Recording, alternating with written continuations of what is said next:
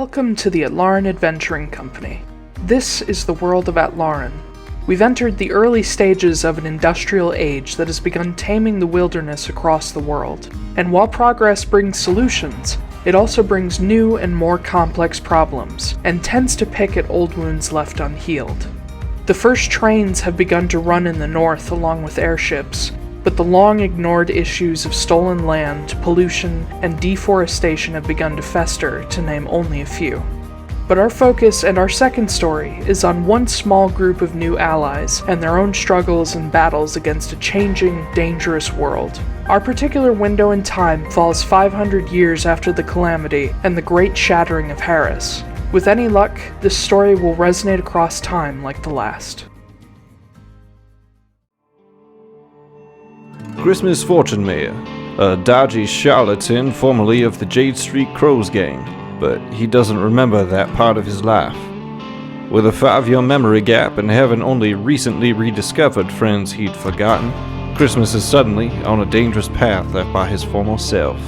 Thankfully, he's a master of charm, theatrics, and disguise, and when those don't work, he has found family that, whether he remembers them or not, will fight to the last beside him.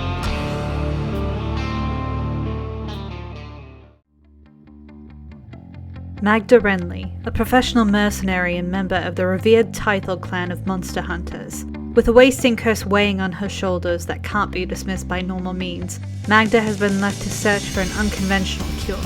Now, she's found herself with a group of allies she didn't ask for, and friends whose love she doesn't understand. Years of dealing with regret, ill health, and distrust have left her slow to ask for help.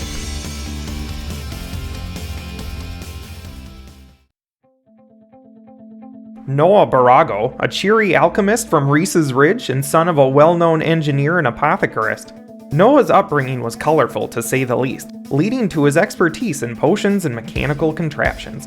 He's out in the world to find new ideas and support the family business. But now, he's stumbled into a pile of issues that most rich kids from the suburbs just don't deal with.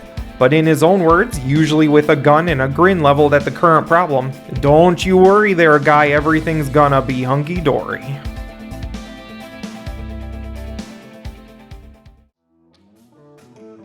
Foostrak Wildborn, a wandering warrior from the Nathar clan and student of the runic battle traditions of the Giantkin.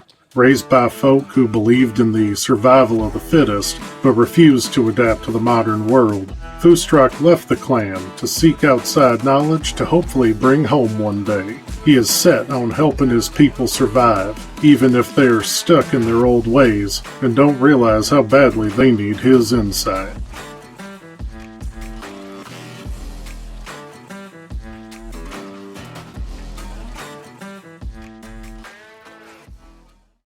Hello! We're live! Hello everybody, welcome to the Atlaran Adventuring Company. I'm your Dungeon Master Taiylor Wallace, and joining me I've got Astrid Knight. I'm confused. Indeed. I've got Blake Wolfe. Hi. Indeed. I've got Zack Gale. Hi. Indubitably. And I have Zack Koop. We're a high-energy gang today. Yeah. I'll wake up in a I minute. didn't get out my stuff. I didn't get out my God damn it! Alright, start it over. Alright, play the intro again. Play the intro again. Here, let me go back to the intro real quick. No. So, last time, y'all, you guys did something that none of my other campaigns have ever done before. You decided to go to the Feywild for like an extended stay. I've had people visit before, but I've never had a chance to flesh it out. So, DF first, you guys back in Constanos, you guys got a chance to talk with Caladir and Roan, sharing some info, theories about the Obsidian Collective's mole, asking if Caladir could reach Karth, and discussing the apparent robbery of Lord Arthur Dine's basement vault. Oh, and traumatizing Caladir. Yep. After stopping to send some messages, including a letter, an anonymous letter to Lord Arthur Dine saying, "We killed your bitch dinosaur." Mm-hmm. You guys joined up with Kenna to head for the Realm Gate and into the Feywild. I believe some of the things you mentioned that you wanted to accomplish were potentially finding Kit to talk to him, meeting with Ross, finding ways to help Lorcan, and possibly help against the Fomorians, depending on what was useful to you. Once there, Magda and Christmas briefly got separated from the crew, but Magda was able to find her way back, and Christmas had the unasked for help of Veronestra, who also made very sure to give Sala a look before she left.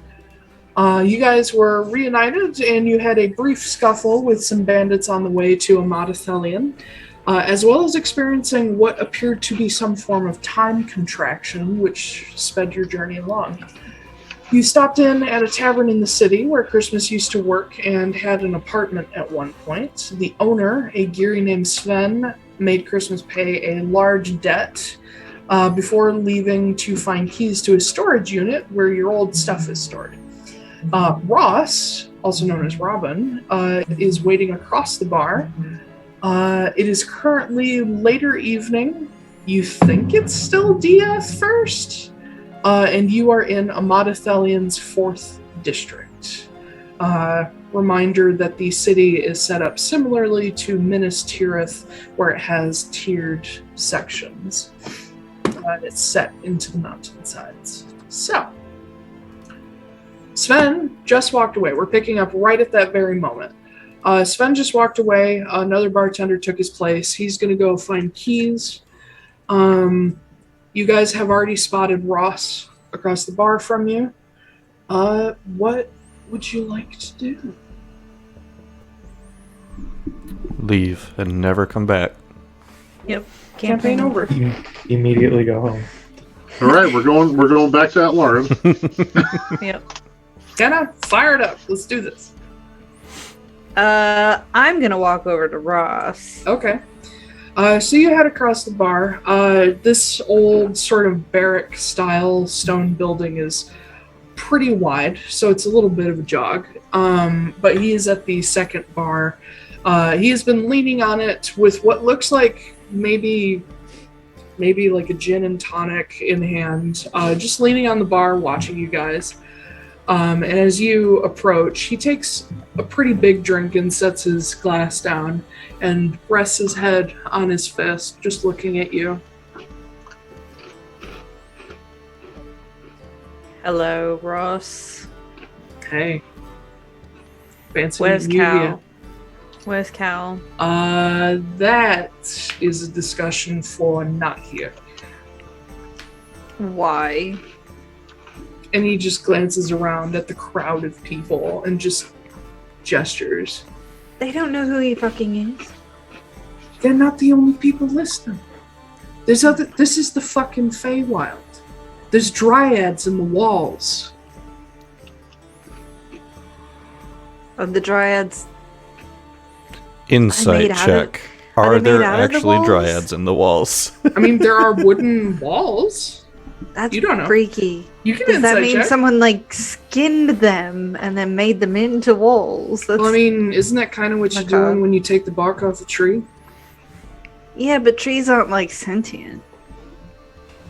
Maybe not where you're from. That is incorrect. Magda doesn't know that. Magda doesn't have like. I mean, yeah. Did you actually want to roll an insight check on that? No, that was a joke. Okay. Oh my god. But yeah. I heard you roll. They actually something, just so I was use like, the dryads as insulation. Yeah. They're in the walls, just screeching. But yeah, he kind of glances across to where the rest of the crew still is. He says, all right, I see you got pretty much everybody, and you brought her, Which one? the bitch. Which one? The old bitch. Oh, okay. Yeah. Yeah. Yeah, we did. Thanks for that. Would love to talk to her again. It's always a pleasure. Well, you know, I really don't care about the interpersonal relationship part of, you know, the crows or whatever, so... It's We just nothing gotta to do get. with crows. Yeah. Well, let me rephrase. I don't care about your interpersonal relationships with anyone. You know what? I appreciate your honesty. Are the rest of them gonna come talk to me, or are they just gonna stand around with their thumbs up their asses? I'm just listening what to they're this fucking doing. conversation, having a good time. Cool. Yeah, I'll walk over.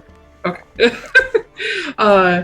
Yeah, Ross sort of draws himself What are up. the rules? Oh, sorry. I didn't mean What? to interrupt you. What are the rules as far as food and drink again? You're not supposed to drink anything or... No, you can. You just don't want to take it as a favor or underpay or overpay. So, okay. How do I know That's- if I'm underpaying or overpaying then? You don't. Ah! Okay, I guess we're scrounging for food outside then. You can't do that. There's dryads living in the plants Oh my god! They're everywhere! and in Everything. the animals. Everything has a brain, everything has a mind, everything has a soul. It's the Feywild. But anyway, Ross, who- no.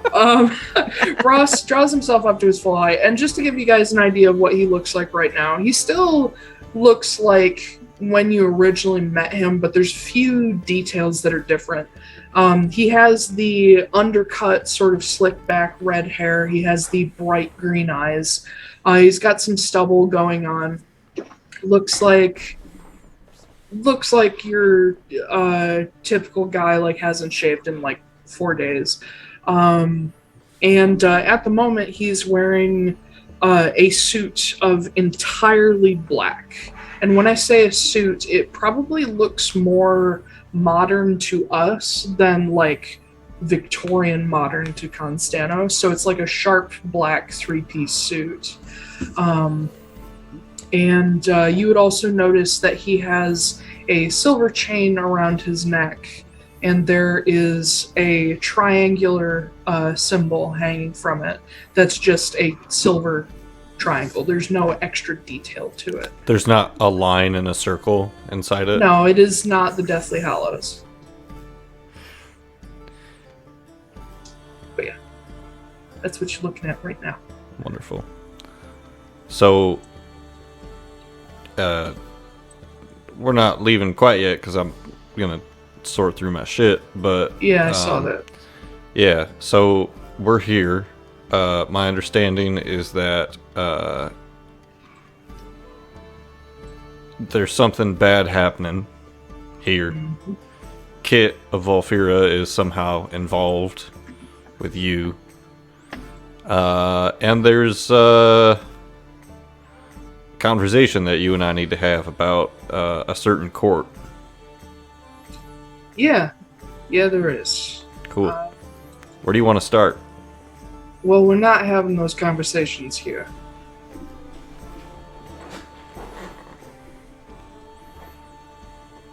Where are we having them? Well, preferably somewhere where, spies, strangers, and people that might pull one over on you mortals can't hear us.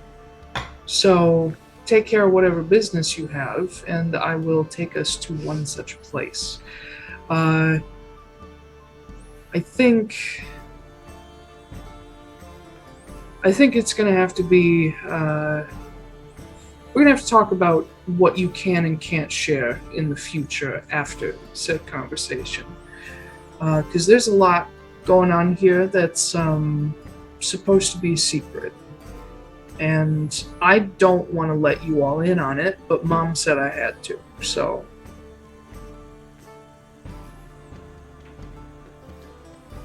Cool. All right. And I'll sit and wait for the key to the storage unit. Yeah. Ross finishes his drink and he steps out of the bar, but you see him like sidestep from the door. He's gonna wait outside. After a couple minutes, Sven comes out and sort of yells across the bar at you guys and holds up a set of keys.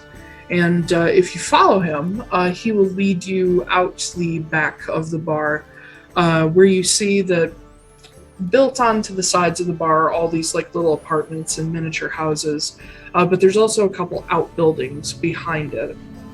And if you guys all want to follow him, is it just Christmas? I can go. We just traveled a lot longer than it felt like we did. You should eat something. Just. Do I have like a bread crust or something in my bag? Do you have rations? I will literally know. just buy food. Yeah, there's other people here eating food. It's a tavern.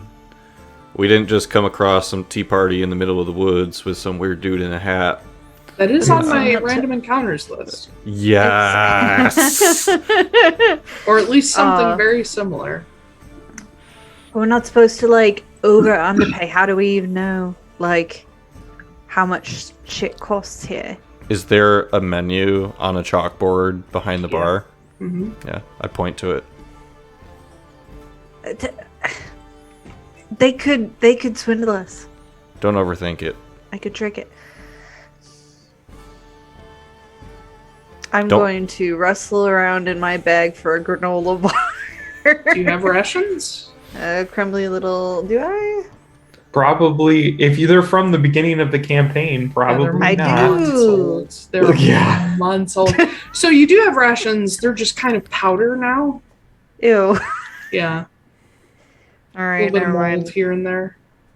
Noah will just walk up to the bar and tell them, be like, we need food for everybody. The whole Okay. table. The woman who's at this side of the bar, she's got the shelf boob going on with the tavern maid dress, Atlaran woman, and she sort of leans over the bar, which is a feat for her because she's rather short. But she looks over your little group and she says, "So, what would you like to eat, or do you just want me to go see what we have? Do you want to order a meal, anything special, or?" Can I order 1, 2, 3? How many people are in our group right now? There's like Kenna, us 4, Kenna, Sala, Gwen. Sala and Gwen, so four of you. 8. Okay, I would like 8 meals, please. All right, I guess I'll throw something together. And she turns and you see her sort of push like a kitchen door open, and she yells into the back. She's like, 8 meals? I don't know, just something. And you hear a cook in the back just yell like, "What do you mean a meal?" And she's like, "Just figure it out." And she comes back to you. She's like, let's say 3 copper each." Cool. How much gold is that? It's not. 3 times 8 is 24. So that's 2.4 silver. So I'll give her 2 silver and 4 copper. Gotcha. Yeah, you hand that over, and she puts it into like this little cash box that she has. The cash box. And she takes this little notepad and writes down a note. She says, "What's your name, dear?" Noah. And she writes down your name and tears off the little like ticket thing and hands it to you. She says, "Go sit down at a table and leave that out where we can see it." Okay. We're in a Go Panera Bread. Got it. Sit at a table, yeah. And with my little buzzer, my little fey buzzer that's going to go off when my food's done. Yeah, a tiny fairy just floats out to you and says, "Your food is here." Uh-huh. Yeah. Is there anything else that the rest of you are doing while Christmas is off looking at shit? I'm sitting at the table. Okay. Foostrak is like sitting on his hands, avoiding eye contact with people. He hasn't. He's Impatiently waiting for basically. us to get out of here. He almost has not said a word since we've gotten to the Feywild.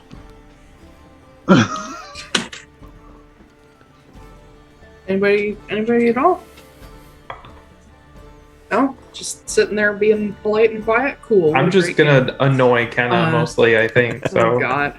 Yeah. she's perpetually annoyed, but we already know this about her. Mhm. But you all find a table big enough for the lot of you. And, of course, Sala sticks with you guys instead of going with Christmas, but you can see she's kind of like watching the door he left through. Like, she's anxious about him being by himself, but at the same time, she has no reason to suspect Sven would do something.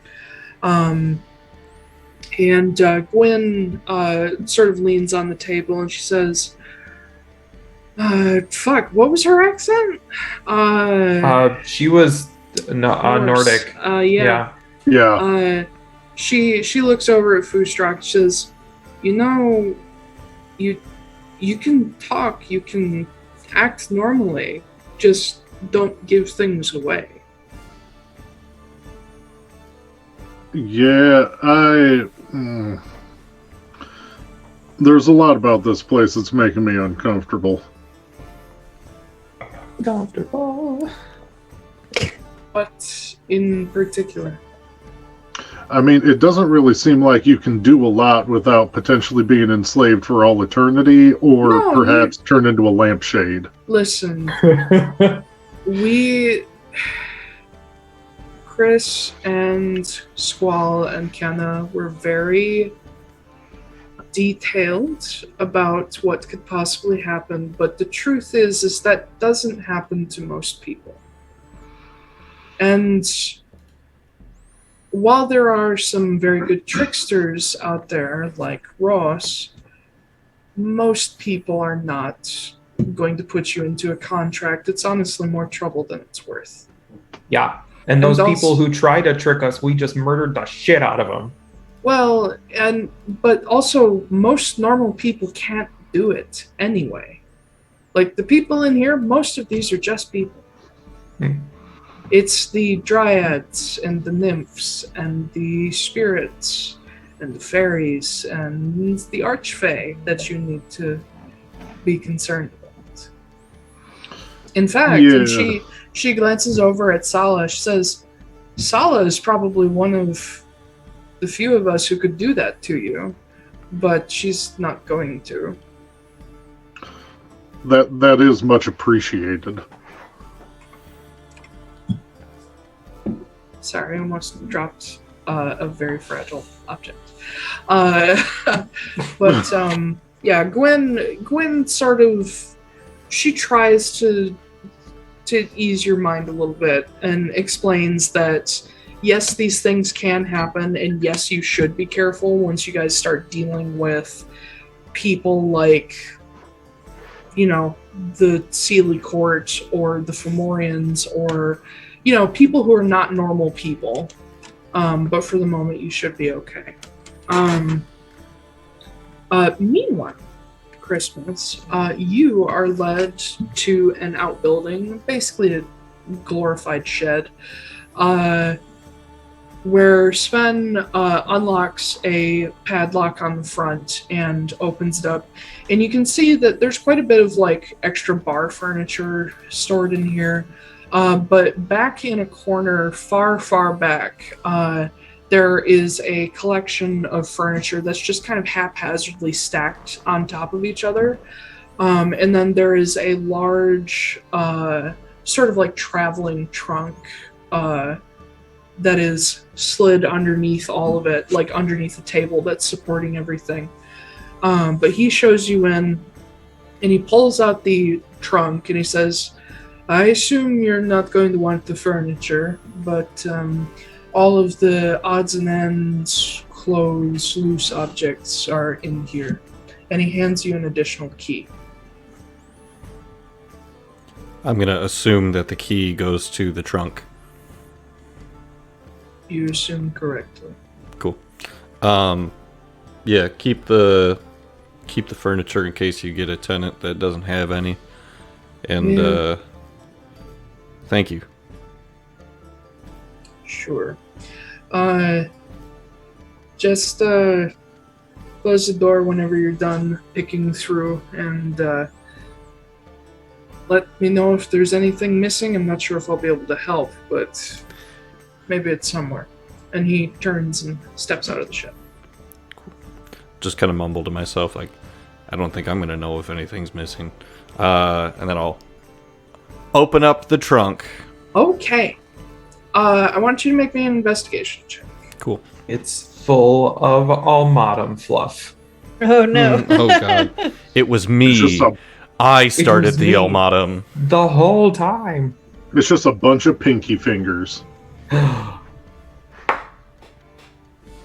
5. Okay.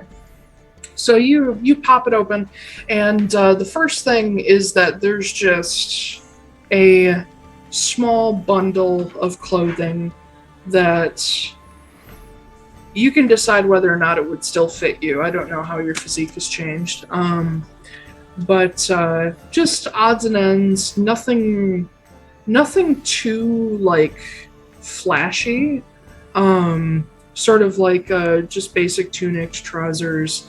You do find in the case there is a what looks to be a broken dulcimer that's not too different from the one that you have.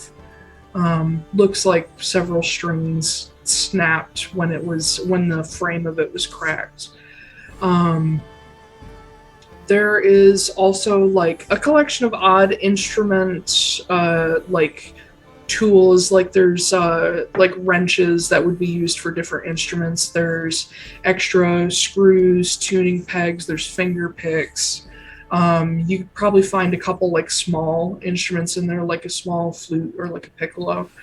But the things that start to get your attention once you like pull out stacks of, you know, ancient dishware that hasn't been used in forever and odds and ends is at the bottom of this box there is a long flat case that is almost as big as the box itself. And it's split into 2 compartments. And once you pull that out and flip it open, you see half of it is dedicated to a long, what at first looks to you like a musket, but it is a long black powder rifle. That's like a sniper's rifle, but years and years and years ago. Like what you have now is probably better than this, but this is one hell of a gun. It was me. I stole Overwatch. It's probably as tall as you are, but it's definitely not Overwatch. It doesn't have any of the brass instrumentation, but it has like an adjustable iron sight. It is a black powder rifle, but it's not a muzzle loader. Or wait, hold on. Those are the same damn things. Yes, they are. It's not a muzzle loader. It's a bolt action. That's what I'm trying to get at. Gotcha. The black powder, I was thinking making your own bullets. My bad. But bolt action rifle. And then there's a number of empty ammunition shells, and then a few that are actually filled and have bullets in them. And then the other compartment of this box contains a number of different odd, more precious objects. So there's like a few rings. Some of them have like jewel settings. Some of them have like the setting piece, but not the gem. There would be a silver necklace that is familiar to you. No, you wouldn't need to roll for it. There would be a silver necklace that you would recognize from before you went to the Feywild. It would have been a gift that your mother gave you. Gotcha. And there's a few odd objects that you would have brought with you from home. So there's a horse brush in there, like a curry brush. There's a hoof pick. There are a couple old storybooks that you've probably had since you were a kid that are now like super beaten up and old. And there is a small like square flat glass It almost looks like a slide that you would put through a microscope, but a little bit thicker. That in between the sheets of glass there is a rose petal pressed, and it has this sort of ethereal glimmer to it, almost glittery and shimmery. But yeah. So, going in order, clothes would probably take them because I, if anything, have probably lost weight since being in the Feywild because roughing it on the road. I will take the rifle. I will take the ammunition that's still good. I'm just gonna take the whole trunk. Okay. Yeah, but I'm gonna take out the jewelry and put it in a sack. Anything that is like wearable right now, I'll exchange my cheap Hot Topic jewelry that I have on for the actual, not a sponsor, the good shit. I'll put on the necklace and anything that seems valuable that would fit in my bag is going in my bag. Okay. You will be able to add a hunting rifle to your inventory along with 10 ammunition. Okay. All of the rings are real precious metals, gold, silvers, some that are both, some even platinum. None of them have diamonds in them, but there are a few precious stones like rubies and emeralds. They're all different sizes, which tells you that you probably stole them. But I would say, let me grab a note here, because I think there's an extra thing that I might have missed. Wanderlust first. You will find after you pull that box out that there's actually some things underneath it, and one of them is a small codex very similar to the one that Sala gave you. That contains your notes on how to translate the crow's runic code. It's a mine. Yeah. Yeah, that's important. I'm going to hold on to that. Yep.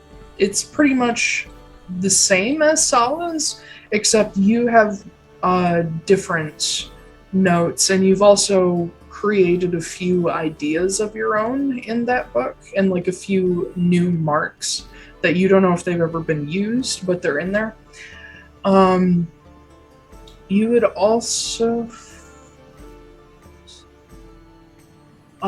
a note tucked inside the codex, right inside the front cover, that is a handwritten note in code that you will be able to decode pretty quickly.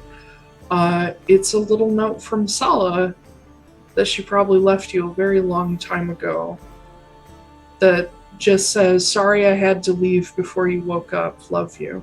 Aww. Yeah. But yeah. I take it all.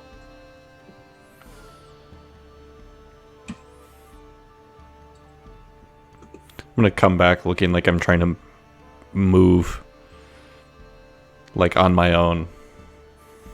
Just big trunk, extra rifle on his back. Oh, yeah. Sacks just completely full of bullshit. Yep. Cool.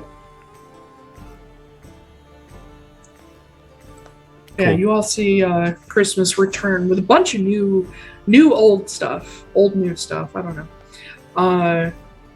And Sven slips back out to relock the shed as all of your food is brought out. And you guys sit down for a nice little meal made of pretty much whatever they could find, which kind of ended up being an Irish breakfast, because they're just fuck it, everything.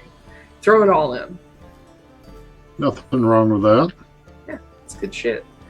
There will be some flavor and spice profiles you guys are not used to, but for the most part it's fairly familiar.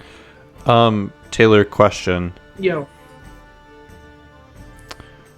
You said like horse brush and like hoof pick and stuff like that. I am assuming not like full saddle and bridle situation. No. No, okay. No, just like tools that you would have had on your belt while working around the farm. Gotcha. Ranch.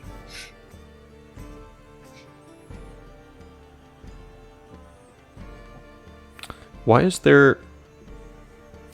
I'm just adding stuff to my other possessions, and for some reason, I always have a shopping list.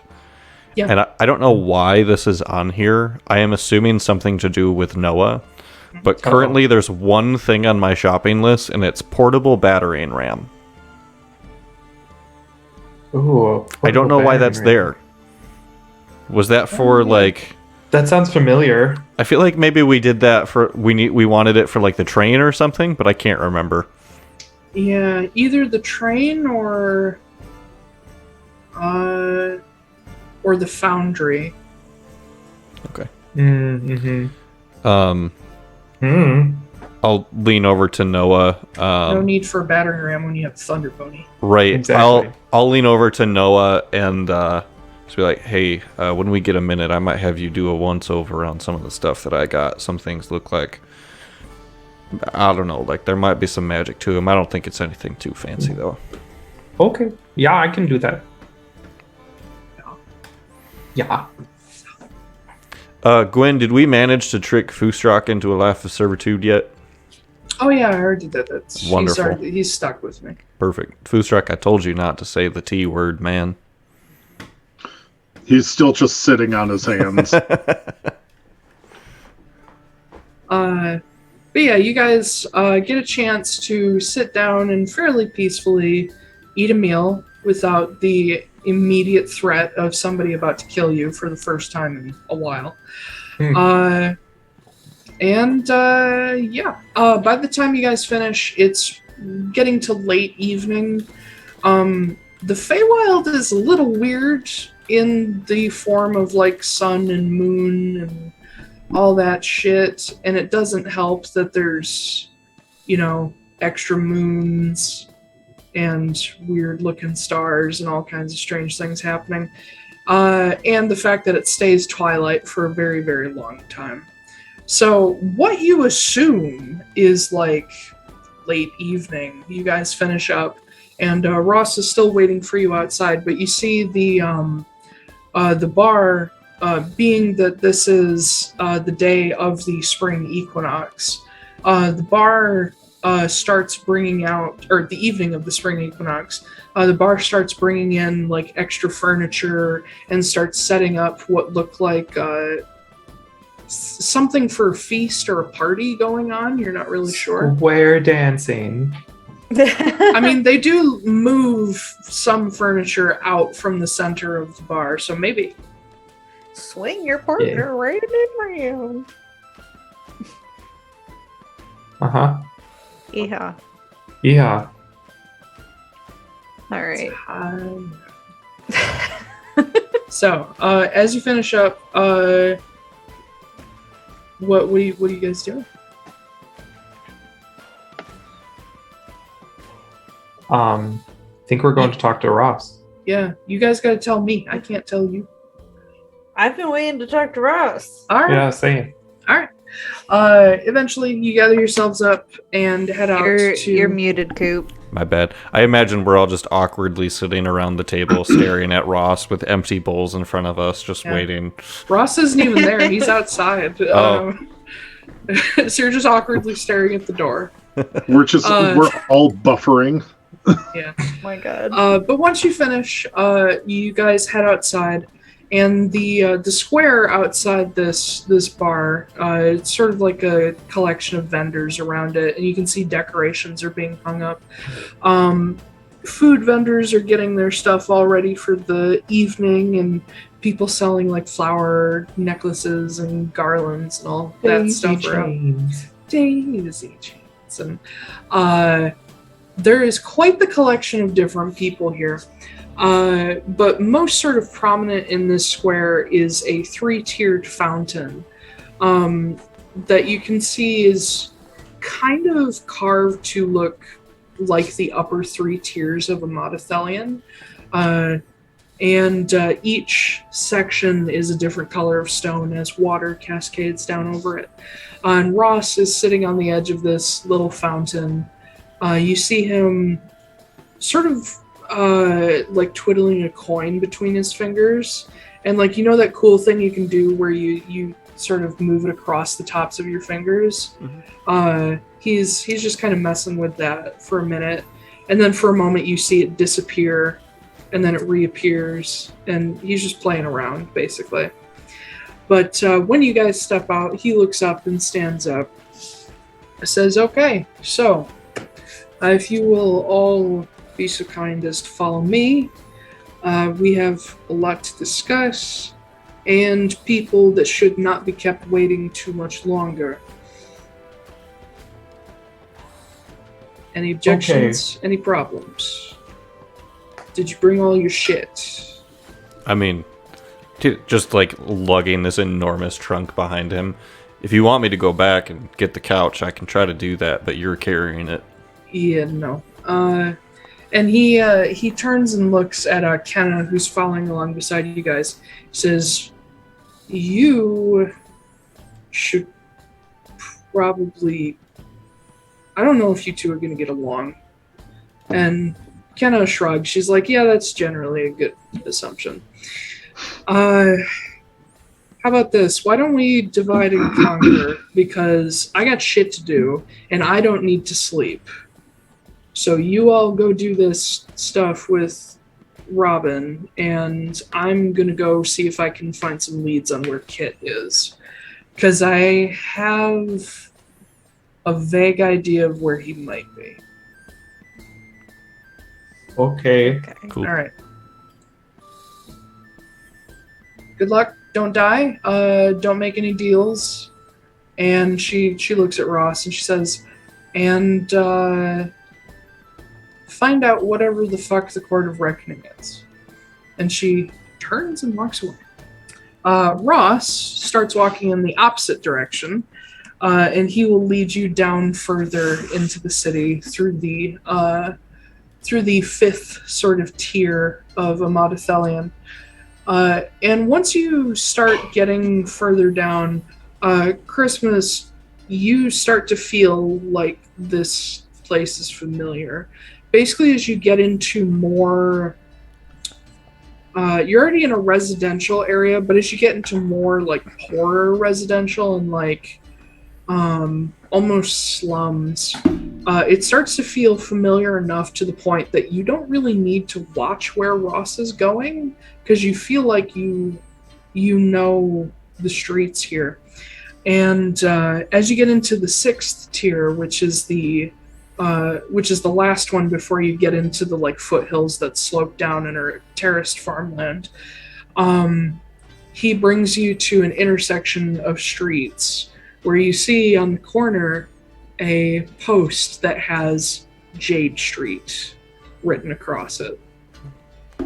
But he turns and looks at all of you and says, so I'm sure I don't have to explain that this is Crow territory, and please, keep an eye out, keep an eye on each other, but we need to get to the break, and once we're there, I can explain a little more, and hopefully I can. He looks at Magda. He says, "Hopefully I can catch you up with your friend." But he continues on. He takes you down Jade Street, which isn't like a main street, but it's not a like alleyway either. And you can see, Christmas, you'll recognize along the way that there are several buildings that have marks on them, all meaning different things. A lot of them have like either like "don't touch this" signs, and then there are a few that you don't quite recognize, but they're like littered everywhere, especially on more rundown houses. And as you guys pass by a fairly still in good repair stone building, you will notice Sala look up at it and sort of like put herself on the opposite side of Gwyn, sort of imposing Gwyn between her and the building. But nobody bothers any of you. You do occasionally see someone like passing through an alleyway with a green kerchief, and occasionally you'll pass somebody directly on the street who actually has the bandana up over their face, and they just look at you guys and keep going, like they're not worried about you seeing them. But Ross takes you down Jade Street to another main street and out of the city gates, where you can see the foothills extending below. And from this vantage, you can see down into a valley where there is a small fissure going along where there should have been, like, where there's a river on one side, and then the fissure starts and the water pours in, and what used to be the rest of the river is now just a dry bed continuing down the valley. And there is a large bridge going across this fissure. Once again, you guys have a moment where as soon as you leave the city, it feels like time goes by much faster. It's almost like you blink and you're suddenly a mile away from where you were. Ross doesn't seem bothered by it. In fact, the further you get from the city, the more he looks like he's in his element. And you guys will actually notice that as you get into the tree line of the foothills, and you get into more natural territory, even in the dark, you can see Ross's black suit starts to get this almost greenish sheen to it. And he almost looks like he's blending into the environment. But somebody roll me a d20. I want to do it this time. Okay. 16.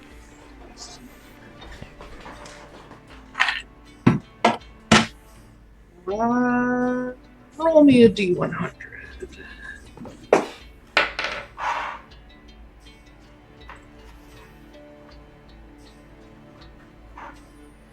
Nope, that has 12 sides. Where's my d10? Here it is. That's cocked. 15. 15. Alright.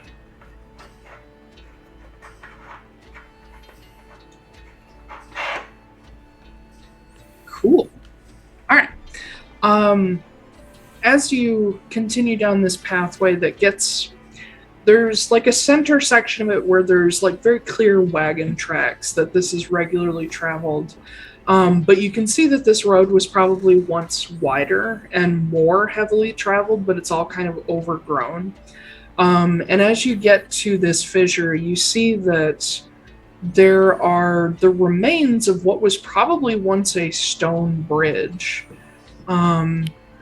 Where you can see like the support system and like steel crossbars, but most of it has fallen in and away, and now there is kind of a narrow, almost rickety looking wooden bridge over this gap. And it's not a huge gap, but it's far enough that most people aren't going to be able to jump it. Which, once again, very familiar to Christmas, to the point that you're like, what's with this wooden bridge? What happened? But as you get to the edge, Ross walks up to one of the remaining stone pillars left from what was probably the old bridge, and you see him put his hand on the side of it and tap something. And then he takes a step off the edge. And you watch him, instead of just falling, begin to slowly descend.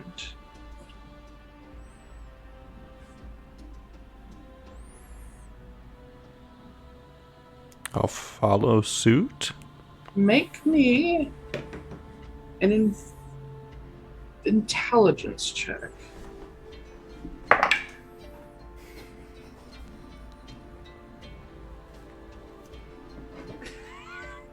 Oh no. Yeah, buddy? Yes. Oh 3? god. Is that with a natural 1 or? Okay. It was a 2 plus 1. Okay. So you walk up to the edge, and you take a look at this stone pillar, and you put your hand where you're pretty sure Ross had his, and it's just stone, and you're kind of feeling around. Nothing's happening. Ross, I ain't jumping. What am I supposed to do? And you see him below, looking up. As you see, he's actually landed on a ledge, probably 20 feet below. He looks up at you, he's like, "You don't even remember that?" Wait, hold on. He touched it. Did it look like he just put his hand on it, or did it look like he actually, like, traced something on it? It looks like he set his palm against it, and then the ends of his fingers wrapped around the corner to do something. I feel around the edges of it. Because my first instinct was to, like, trace my bind rune on the stone pillar, but that's probably not going to do it. Either you can do an Arcana or an Investigation check. Well, they're the same thing, so. Well, that's much better.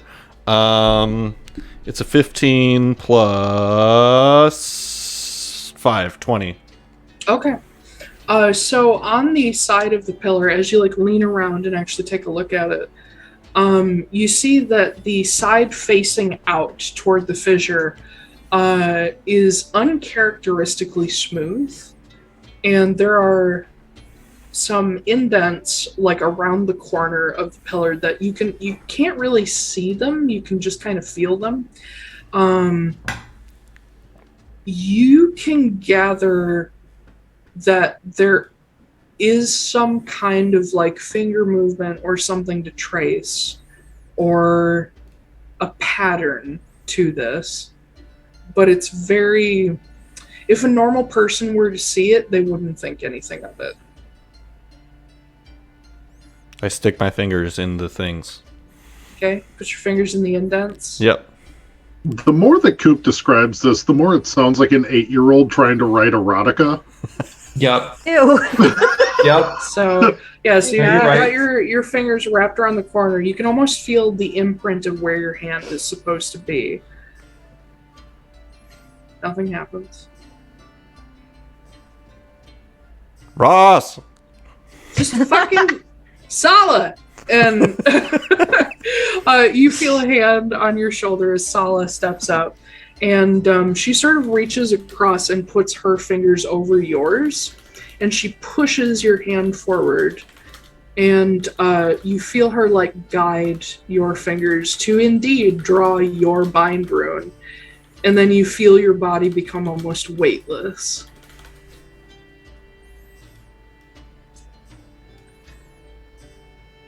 All right.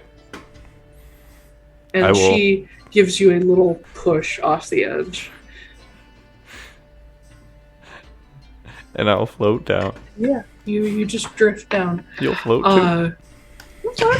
You'll float too.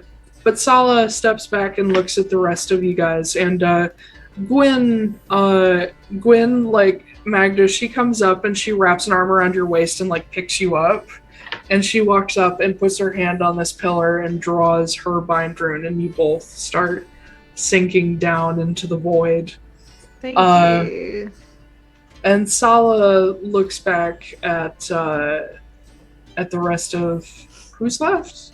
Noah and Foostrak. Yeah. Is that it? Yeah.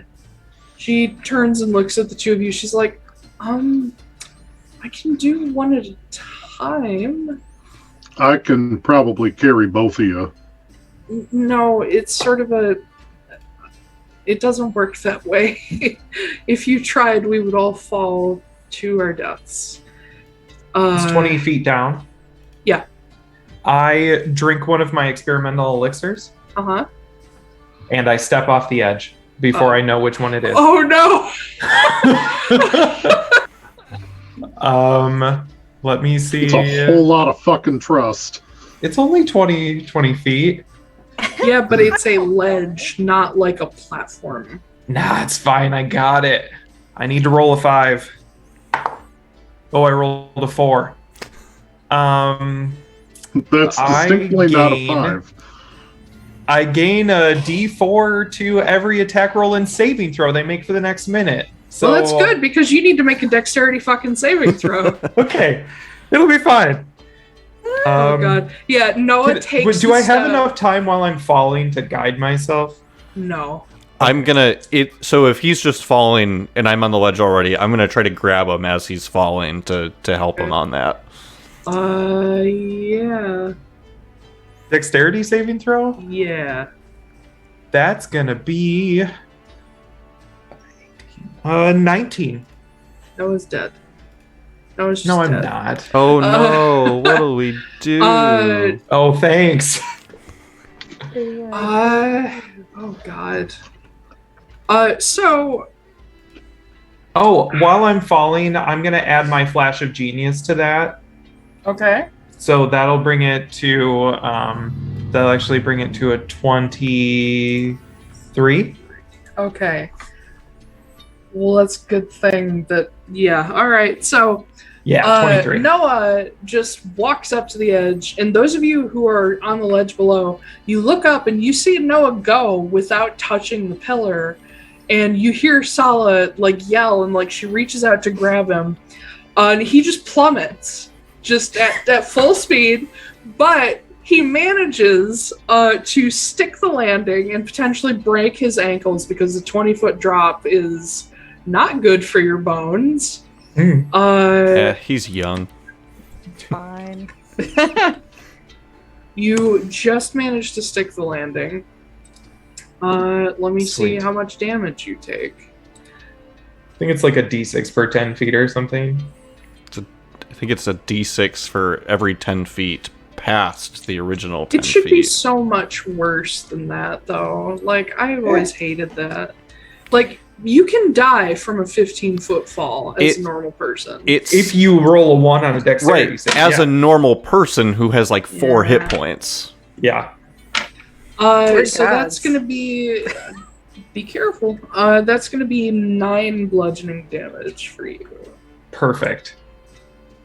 As you land on the ledge and you feel Ross grab you by the back of your collar and tug you inward, and you end up falling on your back into the entrance of a cave, you think? But Ross What? Yeah. I would say I just hit the ground and I look up at the ceiling and I'm like, oh, this is a really nice place you've got. Oh, God. Yeah, Ross leans down over you and he says, you know, I've met a lot of really, really smart people in my time. But I think you might just take the cake, buddy. Thanks. It was I grabbed the wrong bottle. This is my bad. Yeah. And he just steps over you and walks into the cave. It is easy enough for Sala to bring Foostrak down with her. And as you guys all land on this ledge, pair by pair, you guys will see that there is a fairly well hidden sort of recess into this wall that, unless you knew what you were looking for, you probably wouldn't notice it even looking from the opposite direction. But there's sort of a twist and it goes around a corner, and Ross leads the way inside into just pitch blackness that even challenges dark vision. But at some point he reaches into his pocket and you guys hear this loud clicking sound, and suddenly he has this little contraption that is just spewing fire up in a little like candle-like flame.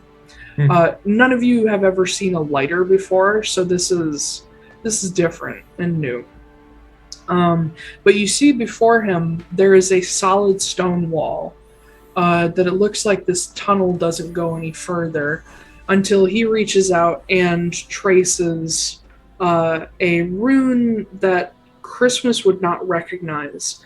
But as he does it, the wall fades and light starts shining through. And you see that past this illusion, there is a fully worked hallway, like stone bricks set up. There's like a runner on the floor of sort of this bright crimson carpet. And there are doors on either side of the hall going into different chambers. Taiylor, real quick, I want to get a read on, and if it's that dark, I don't have dark vision, so I would cast light at some point too, even though he's using that. But I want to get a read on, because I'm assuming this is the break. And I'm confused as to why we would be here when it has been compromised by a Modathelian. So I am going to get a read on Gwyn and Sala to see if they're as confused that we're here as I am. Go ahead and make an insight check.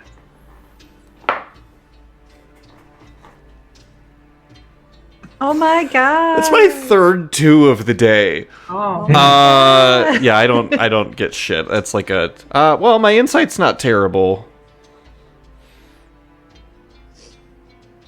It's 7. Okay. Gwyn is a very straight-faced, calm person. And so she doesn't give anything away.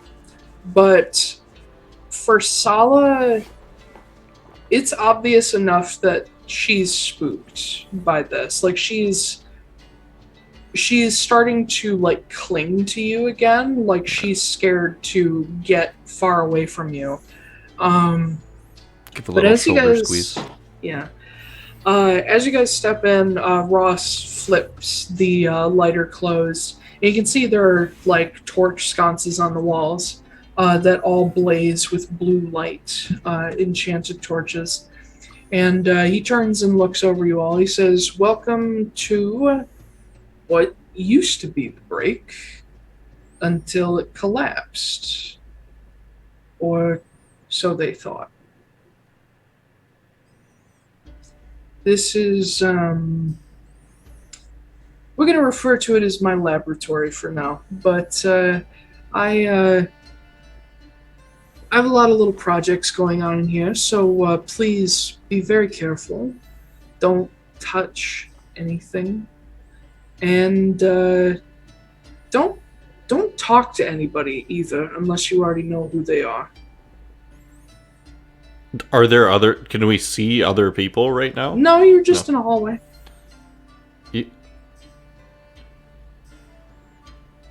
I thought you were like, we have to go somewhere super secret. We're getting there.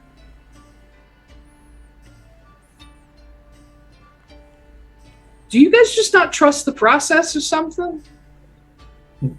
I think Magda actually has problems with memory loss, short term. Yeah, that the tends whole, to happen. Like, secret pillar thing. That tends to happen. Illusion in the wall. Feywild. Did that not give off, like, this is a secret place vibe? I got it, but, like, if there's other people around, like... Just because multiple people know about it doesn't mean it's not a secret anymore. Okay. What? In Magda's Kind of defense, like actually, I not the would... definition of a secret. Yeah, secret is No. typically kept between very few people. The more people that know about it, the less of a That's what secret I was it getting is. at. This can't be That's like what I was getting a come and go, like, I don't know. Yeah. Like, the Crows are a whole gang with, like, secret shit going on. There's like 100 of them, but it's still a secret. I don't know. A lot of people seem to know about it. Disagree. They know of the Crows, but they don't. Most people don't know what they do. Ross, it's us. We're gonna give you shit. I know. But he leads the way down the hallway, and as you pass by doors, you can hear like people moving around and talking, mostly in Sylvan or Elvish. And he leads you down a staircase. This is a very like plain stone hall. The only decorations are like floor runners and these blue torches on the walls. And when he gets to the bottom of the stairs, it opens up into a large domed room. Have any of you... Oh, God. Who among you saw the cistern? I don't remember. I think you did. I think you looked down into it and saw it. Yeah. I believe Christmas and Noah got the best look at it, but when you get into this chamber, it immediately reminds you of the cistern that you saw. Dead gingers all over the floor. Mm-hmm. It has like the ringed walkway around the outer edges, and you can see channels where water should flow, but there's no water, there's no liquid of any kind.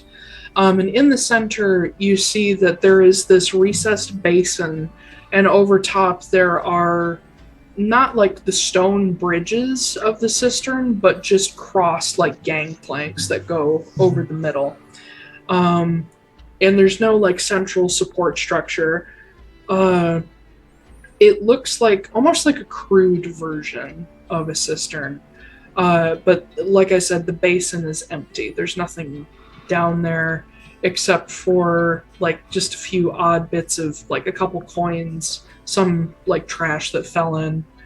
But Ross steps in. He says, ladies, you already know your way around. It hasn't really changed all that much, but be careful of the giant hole in the floor. Don't fall in, because if you do, we will probably never see you again. What's down there? Where do I Probably start? more secrets. Big snake. Oh, a big snake. Yeah. There's a lot of stuff. Big face snake. He Snake. motions to the basin, and he Big says, face what you see in Big here snake. is not it. If you fall in, you don't just end up at the bottom. You end up somewhere else. Great. Oh. Okay, well now I want to jump into it. No, Noah. That's gonna What be a you whole just thing. described for most of us is a bad idea. For someone like Noah, it's considered a plot hook. Well, Yep. let me put it this way: if You're not wrong. we have a traitor in our midst in this newly redone break, they go in the pit. But if they go somewhere else, don't they just come back someday? Like they find their way back? None of them have yet. Is it just the pit, or does it like have is it like the pit of despair? Is it? I can throw you in. You can find out, but I don't think your Well, girl I think appreciate he's that. asking, like, is it called capital T, capital P, the pit, or is it like? No, we just kind of call it the hole or the basin. But all it doesn't right, have the an official name. I'm gonna be real with You you. need- The you need pit brand sounds a better. lot better than the hole. Yeah. Also, I'll pitch that I'm to the inclined people to who live agree. here. yeah, is now also a good time for me to ask who we is? While they're talking, I am gonna drink my other experimental elixir. Okay. And jump in the pit. Not yet, not yet. Fuck, it's a 5. Honestly, the Feywild is a great place to introduce the Wiccan. Yeah. Guess what I got, guys? What'd you get? A I 5? can use the alter self spell. Huh? To turn So, yourself into the Wiccan. can I turn myself into? Your basic shape stays the same. Can I give myself wings? Not with alter self. Balls. There's like a list of things that they let you use, basically. Yeah, Yeah, additional I'm looking at limbs it. is not usually a thing. Make yourself appear. You can make yourself appear as a member of another race, though none of your statistics change. So that means even if I turned into like a bird person, I couldn't fly. Boo! All right. I drink it, and I just suddenly grow claws and fangs. Cool. You're a shifter now. Mm-hmm. And Lucier. Like, well, that wasn't exactly what I was planning on. Shoes on nail. Look at guys, I got claws in the teeth. Well, it must be the I don't last know, dandelion this of the is a good season. This is a good look for you. Look at my teeth. They're so pointy. They got pointy horns, pointy teeth, pointy claws. Uh-huh. Ultra demon. Yep. Yeah, Ross watches this happen. He's like, yeah, okay, sure. All right. You guys are freaking weird. So before we go any further, and he motions to a door on the opposite side of this basin, says, I would like to remind you all to be on your best behavior. I would try to impress upon you the gravity of the situation, but I don't think the words would do it. I'm going to introduce you to my ma, and you're going to be real fucking polite and real fucking respectful. You're going to refer to her as my lady, or by her name, or your majesty, whichever works. Who is she? Yeah, what's that name? I think you'll recognize her as Morrigan. Oh, yeah. Oh, that one. Oh, yeah, that one.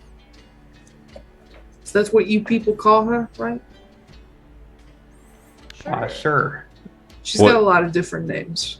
What should we call her if we use her name? I would say Morrigan would be the safest. All right.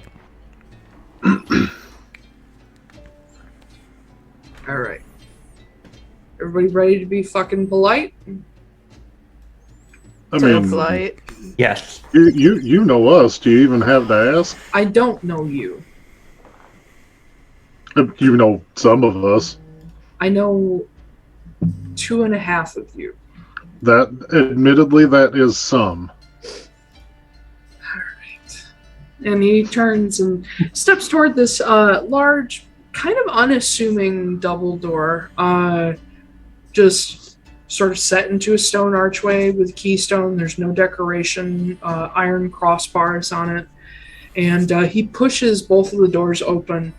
And the first thing that will hit you guys is just this overwhelming sense of just cold that sweeps out. It's not a change in actual temperature.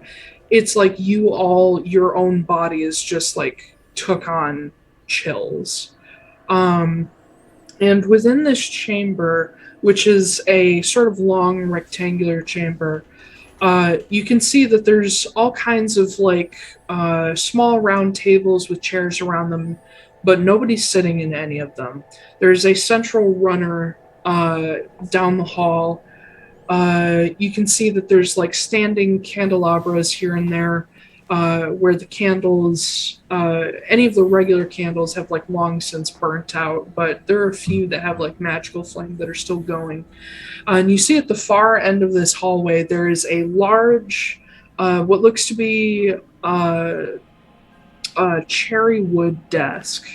And there's a cloth sort of draped over it, dark cloth. And you see on the wall behind it, there are rows and rows of books, but also standing like suits of armor that look like they've seen hundreds of battles. And you see set up on the walls, mounted up on the walls, there are different shields and blades and weapons that all look like they've seen their fair share of service.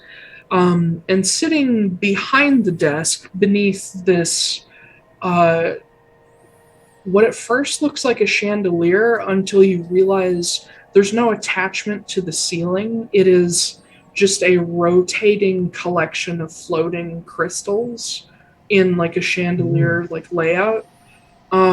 But they're all like different colors, and they have sort of a gradient, not a gradient. Yeah, I guess it would be a gradient of color going around as they turn. And you realize that's a collection of earth blood crystals just suspended in midair. And sitting behind the desk is a little on the taller side woman. Not like the giants that I normally talk about. She wouldn't be as tall as Kenna, but you see this fairly pale, what you would refer to as fair woman with long black hair that you can see that towards the ends it starts to turn red, the same color as Ross's hair. And she is in a very simple black sort of billowy tunic with the wide sleeves. She has a leather sort of vest bodice on. And you can actually see that her tunic is open sort of down to the start of her vest, and you can see this like black, like almost like black scarring extending up across her chest to the bottom of her neck. And she has her hands resting on the desk. You see like pens and ink to one side and ledgers and papers to the other. And as you all step in, she looks up and imagine like Tilda Swinton, like that kind of angular face, with very light sort of shadows across the eyes, and ruby red lips. And she glances up and you see, like Ross, these just burning green, bright eyes as she takes you all in and brushes this long black hair back that's partially braided. But as Ross pushes open the doors and steps aside for you all, she folds her hands on the desk and sort of straightens up her posture. And once again, this like feeling of cold over you guys, like chills, it's almost like your fight or flight response wants to kick in. Like telling you that you are walking into danger. But it's just, I mean, she's striking, but she's not like ethereal. She's not, if you didn't know who you were walking up to, she would just be a woman. But there's something about her that feels very dangerous. Can't imagine why. I'll step forward, walk into the room a decent ways, and then do like a one knee bow. Oh, you're actually gonna kneel? Yep. Okay. Yeah. As Christmas kneels, you'll see her brows kind of stitched together a little bit, as if pleasantly surprised, but also a little confused. Noah is standing behind him. He's got a wisdom of -1, so like he's got 0 instincts whatsoever. So he's just like, oh, hey there, hi guys. Hello. And you hear this sort of lyrical voice answer back. It's Bane. What? It's Bane from Batman. Oh. But Ross, you merely adopted the Feywild. I was born in it. Ross, as soon as Noah does that, Ross just goes, oh my god. And he's like, Ma, these are the idiots that I mentioned. And she nods, and you say, well, that's not very polite, darling. And she reaches out and sort of gestures to all of you with one hand, and you see that she has the like billowy sleeves, but where the cuff ends, you can see her hand has more of this black scar in her left hand. And you see it almost looks like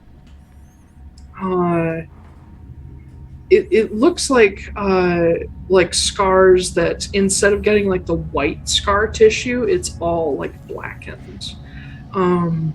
Does it? Where What? does it start? Where does it start? Yeah. Does it look like it started from her hands, or?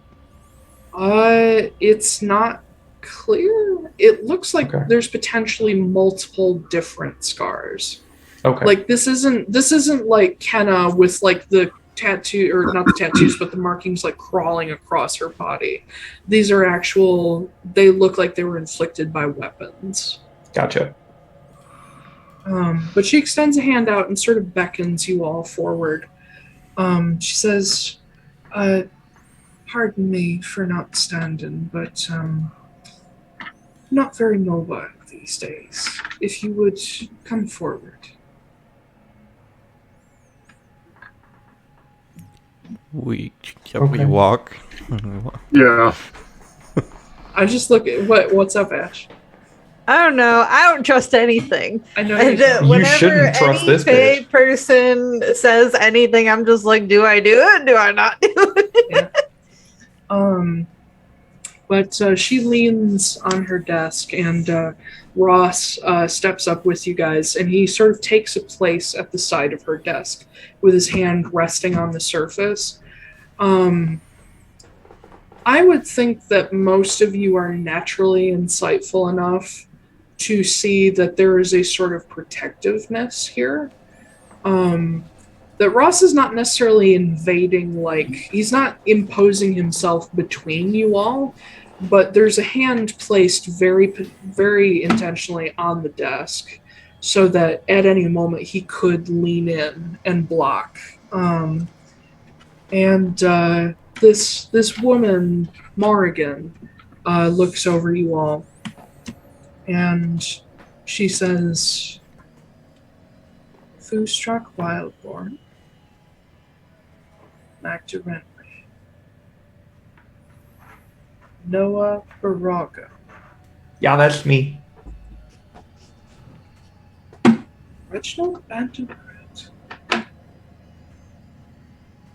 Not even a little bit surprised by that. Yeah, Foostrak's eyes go big, and he definitely gets the mouth sweats. The mouth sweats. Yeah. Just truly. She looks over as well to and addresses Gwen Heron's daughter and Sala Narendian as well.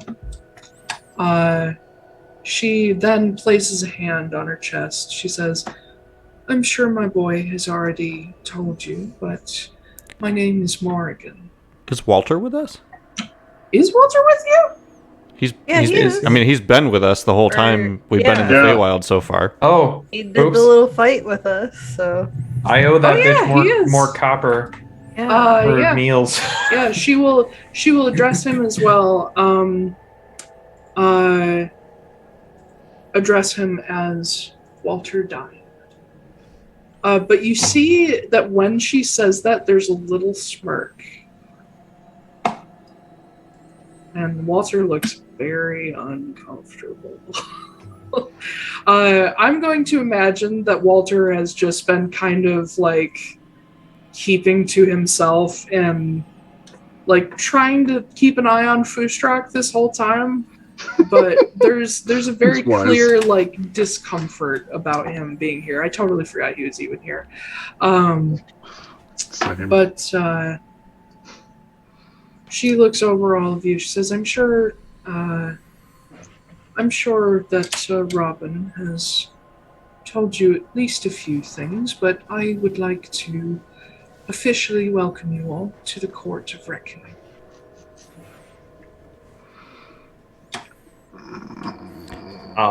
Is Thank this you. it? Is this everybody? And she looks at you. She's like, did something happen to you, Mr. Borago? One of my potions kind of grew these big teeth here, and it's kind of They're weird to talk through. Would you like me to do something about that? How long does that last? You get an hour. I mean, you can if you want to, but it's fine. I mean, I can still talk. And she motions you forward, and she reaches out. If you let her, she will put a hand like on your shoulder. Okay. Yeah, sure. Why not? Okay. Yeah. She reaches out, and as she does that, you feel the fangs and the claws retract. But there's also this like, I can't describe it as anything other than like a feeling of void that sort of passes through your chest, of like something just got like pulled out of you and there's empty space left behind, but it starts to fade. And she pulls back and sits back in her chair, just very calmly. Do I thank you. Do you need anything for that? I was under the impression that we were already working together, so... Oh, okay. Thanks. Of course. Before I launch into anything too serious, I can see on some of your faces that you're a bit surprised, perhaps a little overwhelmed. And if you have any specific questions, I would be glad to address them for you now that we're in a secure place. What the fuck is the Court of Reckoning? It is my court. That the Sealy court doesn't know about? They know about it, but they refuse to believe in its power and validity. Titania is a vain, selfish creature. And to be honest, her children are little better. They don't believe that, one, that I'm even still here, or two, that I would have the power to establish my own court and my own domain. Do I know that this is like the goddess Morrigan, like the goddess of war? Oh, yeah. Okay, cool, yeah. Cool. I just want to make sure that I'm like picking that up. So, being that Noah is very knowledgeable, and also Christmas, because you've read a lot of stories, Morrigan is the only goddess in the Feywild. Okay. She, generally speaking, the Balin gods, even before the dissolution, didn't mess with the Feywild too much. The only person who really did was Senna, but she didn't like stake a claim there. She does have an anchor tree in the Feywild, but that was a gift to the Sealy court as like a sign of friendship. Morrigan, unless there's, other hidden gods, titans, whatever, Morrigan will be the only deity in the Feywild, because the Archfey technically aren't deities. They can have like a deific status, but they're not actually gods. I will add then, after she says that, doesn't it seem kind of foolish that people would not believe that the goddess of the Feywild is still here? Well, they all think I'm dead.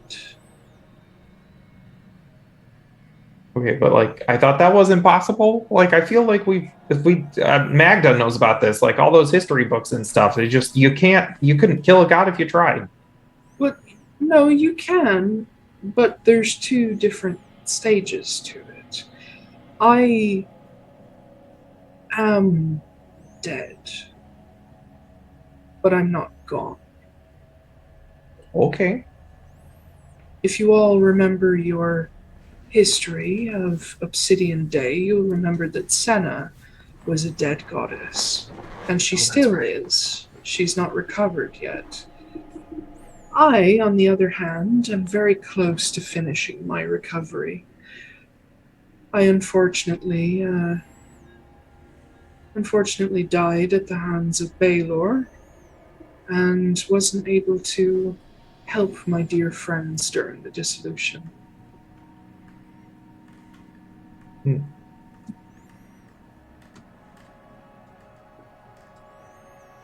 Well, congratulations. You're really close. Good job. That's an accomplishment. Thank you. Any other specific burning questions that you have at this moment?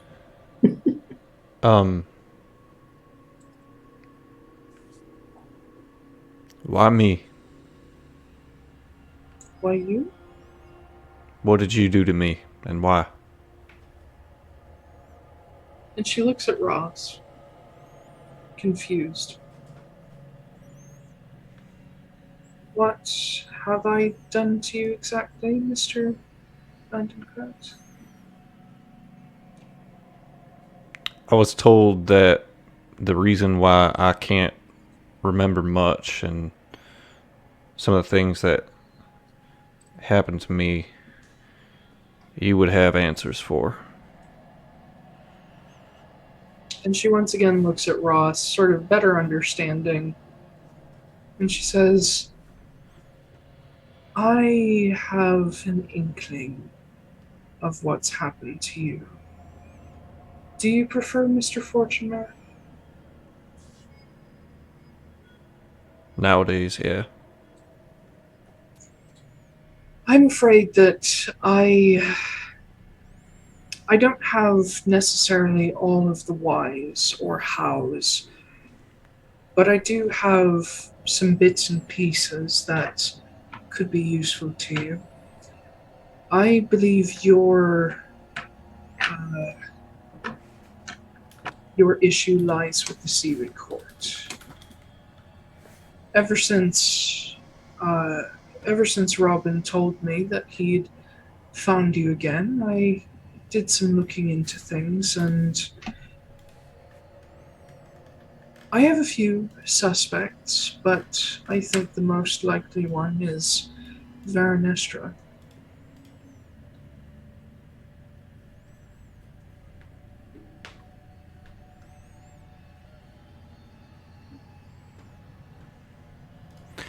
I told you that. But... DM question. Well, Yeah. yeah, but I'm going back to something that actually happened. We, trying to remember who we were talking to, because there was literally a bit where, like, Christmas remembered basically almost dying or dying and then getting saved by Varanestra, and then basically, I can't remember who we talked to, but someone, that's the first time the Morrigan came up. Where it was like, Christmas was like, why can't I actually remember this stuff? And someone was like, well, the Morrigan is who you should talk to. Grab your memories here. That was an oddly uncomfortable phrase. Just allow me to grab your memories.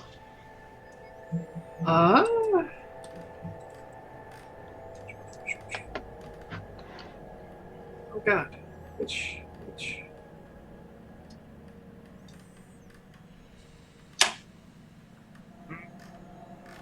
I remember what you're talking about, but I can't remember where I put it. Where did I store that memory? Was it... Because I remember the memory of Gwyn saving you. I remember the one of Varanestra being angry. Did I...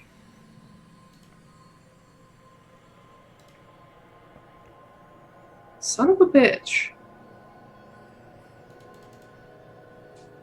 Let me see if I can find it in the notes. I just don't have the details.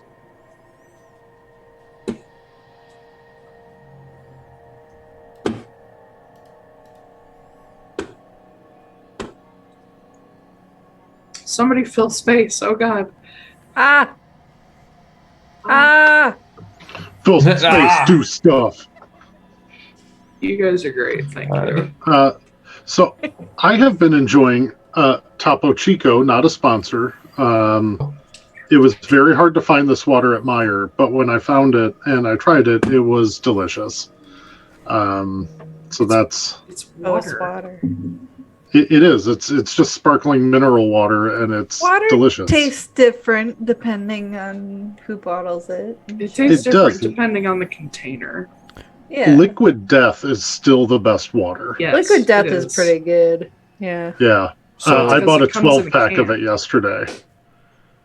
I'm pulling up when the actual memory came up in the notes, because it was right before we met Tristan.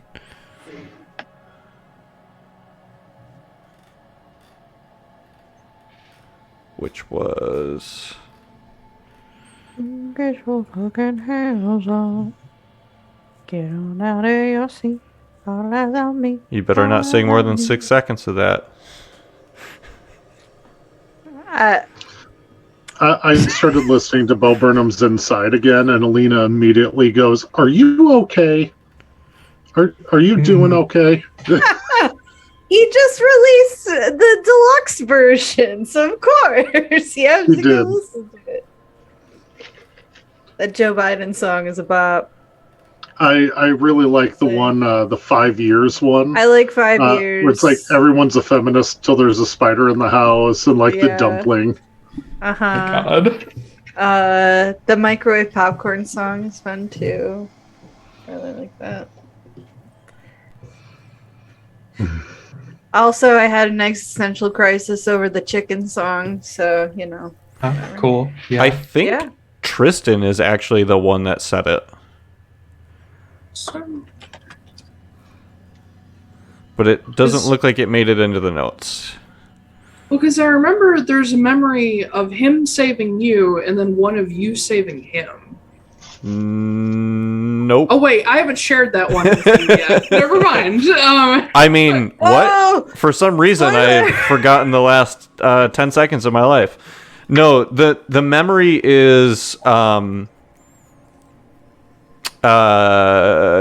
Christmas casts a spell magic on himself, rolls a 24, blood runs for Christmas, knows a second memory where he's terrified, in immense pain, missing 2 fingers, and someone is cradling his face. It's Veronestra. She's weeping, healing him, regenerating, braiding him for his idiocy. Doesn't catch all the words or the full meaning. Hears gunshot shouts and familiar voices in the distance. Sal is yelling for him. Veronestra grabs Christmas, and they are suddenly teleported to Christmas's garden. Christmas pulls away, screaming for Sala. Memory ends when Veronestra grabs his shoulder. And the whole reason I rolled that was I was rolling for additional information about Tristan and the Crows and Veronestra, but specifically trying to figure out why I lost my memory. Like, that's why I rolled it. And that came up. And then I believe I asked Tristan, and Tristan is the one who said, like, the Morrigan is who you would talk to. I think it was Tristan. Again, it didn't make it into the notes, so I'd have to go back and play it. I have a vague memory of it. So I believe what Tristan was getting at is that he was suspicious of Morrigan. It feels weird to call her the Morrigan because she's a person. Whereas the Morrigan implies the triple goddess. He was suspicious of her, but also Tristan knows more about... This would become clear as you're talking to Morrigan. Tristan knows something about the Court of Reckoning. He's one of the people who doesn't immediately think Ross is a fucking idiot who's just making stuff up. Right. Unfortunately, the note that I have on my character sheet is the Court of Reckoning. Christmas's memory loss might have something to do with the Morrigan. That's what I have written down. She basically basically tells you that she doesn't know for sure, but she has strong suspicions against the Sealy Court, specifically Baron Estra. And she says, I was not directly involved with what happened to you. I've been here or in my home most of this time. And after Ross told me that he was finding old members of the Crows, people he trusted, I tried to do some investigating into what all happened between the traitors, as Mr. Kepler would call you, and the rest of the Crows. And from what I understand, there were a number of betrayals, some worse than others, several losses, but there was a period of time in which you went missing. And the only clue I could find as to what happened to you was the what's the word? Was the eyewitness accounts of several fairies from your garden. They said they saw you during that time that you were missing.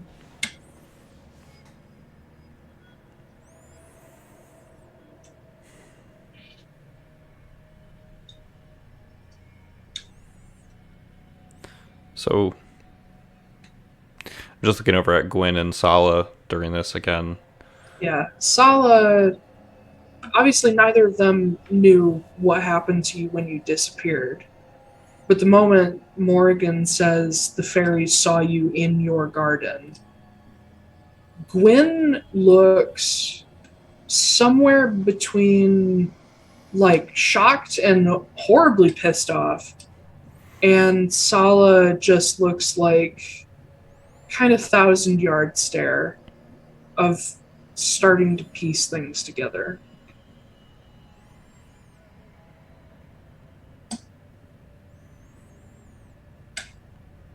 Do you know if because from the conversations that I've had with Veronestra, they don't really seem to... The court considers the Crows sort of an insignificant nuisance, but no one's really ever been able to put together how Amodathelion was able to show up here and knew what was going on. No one knows what took place there.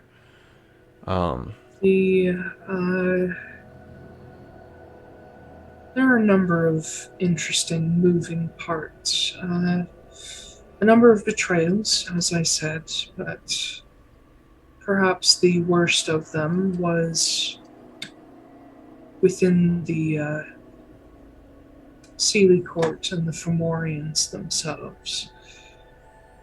I have reason to believe that the Amodathelian Guard found all of you because Mr. Kepler started working with the Fomorians, and the Sealy Court decided to take notice.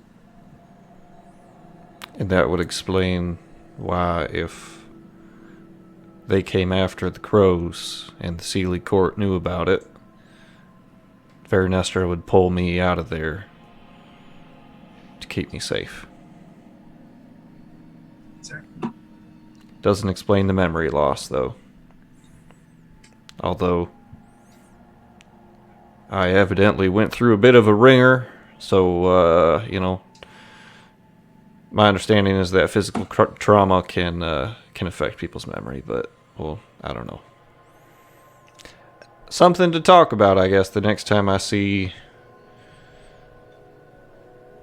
Princess of the Sealy Court. Indeed. It is,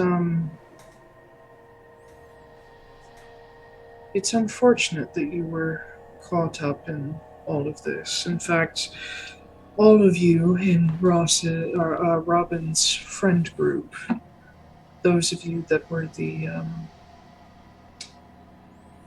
I suppose the good ones amongst the crows. I'm sorry that all of that happened to you, that you lost your found family and your home.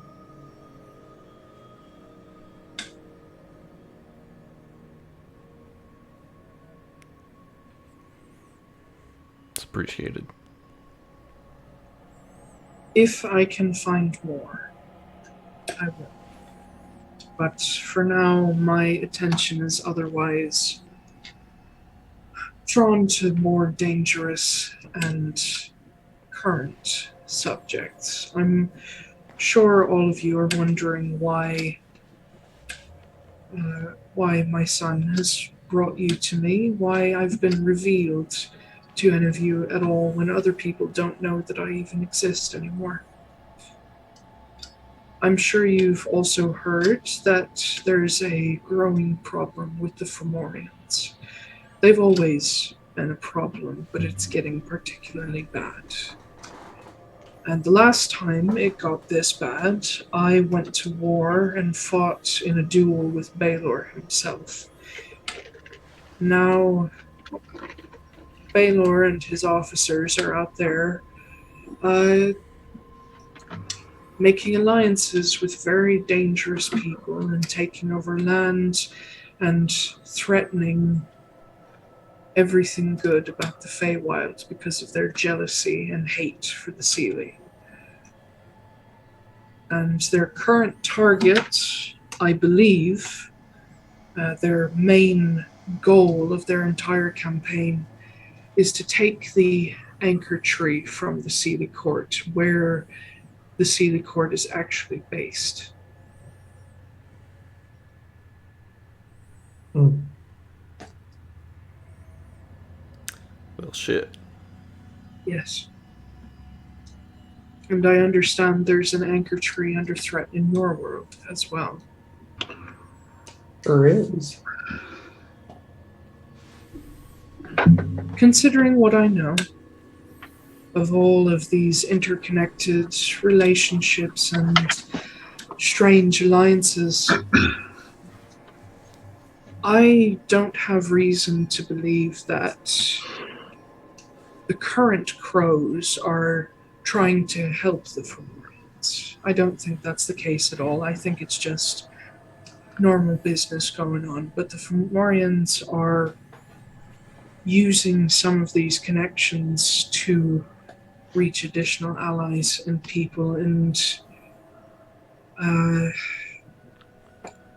what's the word?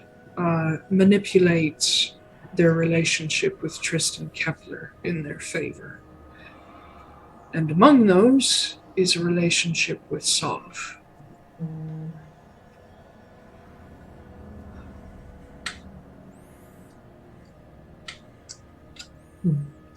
Sorry, we ain't really surprised by that.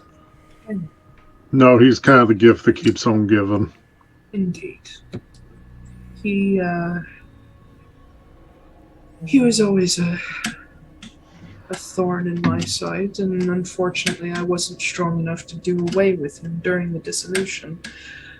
Not to mention the fact that he was the hardest one to reach, because he is smart and patient and knows how to let the other three do all the dirty work for him. The other two now, I suppose. But Guillaume and Styonix are not the ones currently threatening Atlaran.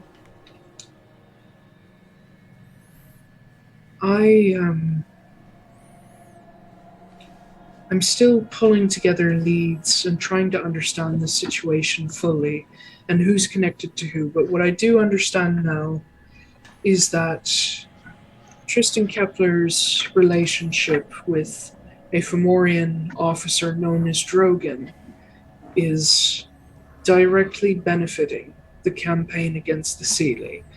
And now normally I would not mind Titania being taken down a peg or three. If the Seelie Court falls, the anchor tree falls.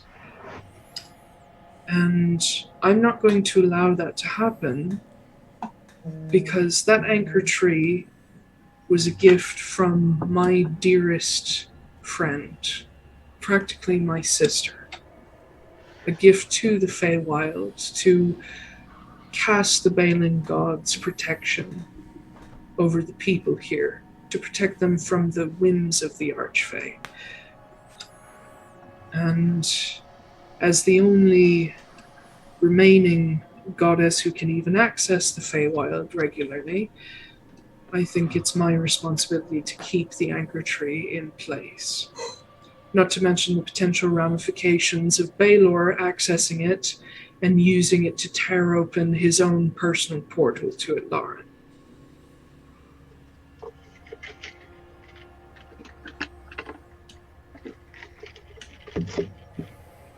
Cool. None of you seem very struck by this. It's been a couple of months, we'll say. Yeah, it's. Overwhelmed. I mean, this is just another fire on a Mountain fires. on just a it's just it's so many fires. I've heard of a number of them, and I'm hoping that by us working together, because even though I do have some people at my disposal, I don't have people with first-hand experience with Sov at hand. I think you all could be very useful, not to mention your connection with Lorcan, whom I am very interested in seeing set free. And Well, Archfey, even a minor Archfey, under Sov's control, spells immense danger. well, it's funny you bring that up, because that's really the main reason why we're here. You're here to help him and also speak with this Callum Wright, correct? Well, we're hoping that Callum can help us with freeing Lorcan. Well, I've attempted to persuade him, but he doesn't seem very helpful. Wait, I mean, I could probably he's assist here? on is that. he here? Yes. What? I thought he. Wait. Okay. And she looks at Magda, she says, "You asked Robin to look after him?" Yeah, and I figured he had to take care of some business here, so he left him back in Atlaran. Not. No. Yeah, Magda, I'm going to be real with you. I basically asked him just to take Callum to us. Great. So I had a feeling that this would probably... This I is want like you a... to look I after mean, to be kidnap. fair, it is a nice middle ground to him just like showing up at our doorstep with him. It's not like we just woke up in the morning and he was, in the kitchen. He's... Or dropped on your lap in the middle of the bar. Yeah. Yeah. That's what I assumed was going to happen, but yeah. Ross speaks up. He says, "Yeah, I got a hold of him after looking after him for a couple of days in Atlaran, and then I realized there were some shady-looking things also watching him. So, for your sake, for his sake, for my sake, I pulled him in the hopes that he'd be able to help us with Lorcan. What are the shady looking things we're looking after him? Literal, shadow-looking things. I haven't identified them yet, but they're fucking creepy." Is this place magically protected, I'm assuming? Oh, yeah. Okay. Yeah, and he points at the door. He says, "We're technically not in the Feywild right now." Oh, Hey. that's cool. When did this happen? When did you start noticing the shadowy things, and when did you take him here? Because I'm wondering if those might be Sav's little minions. It's been 3 days. Yeah, a couple days? Yeah. Yeah, that tracks. Because when did Sav say that he was? It was 2 days ago, something like that. Very recently. Yeah. Yeah, it matches up. It tracks. It was like 6 weeks ago, but also 2 days ago. Yeah. Yeah. Turing Well- 25th was a long ass day.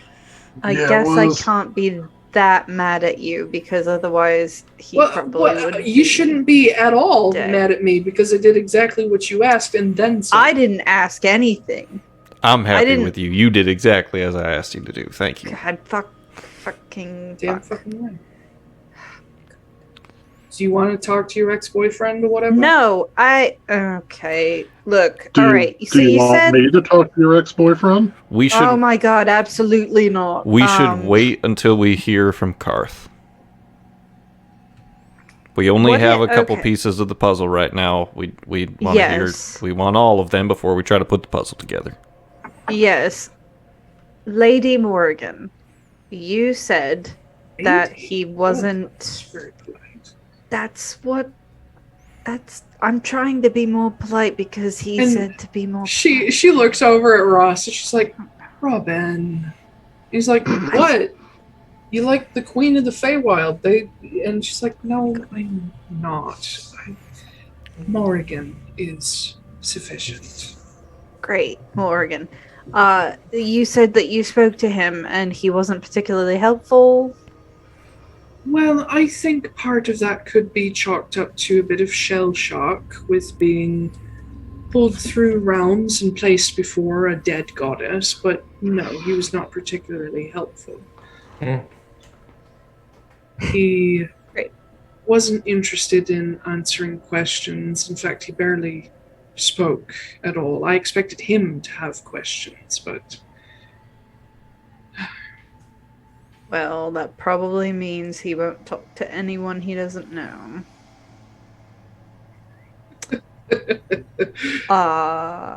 Okay. I mean, Well, we can yeah. test that theory. No, that's fine. All right, you're right. So Callum is only one part of the puzzle. We want to talk to Callum because he's been able to summon Lorcan before. But as far as separating the two, we know that Karth has been able to do that before. So that's why we want to put them together in a sort of buddy situation. do you think that's going to work a second time? I have no idea, but we don't have any other ideas, so I'd also be curious as to why Karth decided to throw Lorcan on your doorstep the first time. It's not like yeah. it's interesting because it's not like Sav has other people like you, Magda, that, quote unquote, work for him. I think the only thing I'm really noticing that's different between you and people like Walter and Tristan is you kind of became like this on accident. Kind of. Yeah, and I mean, I don't know, it has always been a little bit weird because I was nobody, right? Like Walter had some talents, and same with all of Sav's other things. I was just a person. Well, don't undersell yourself.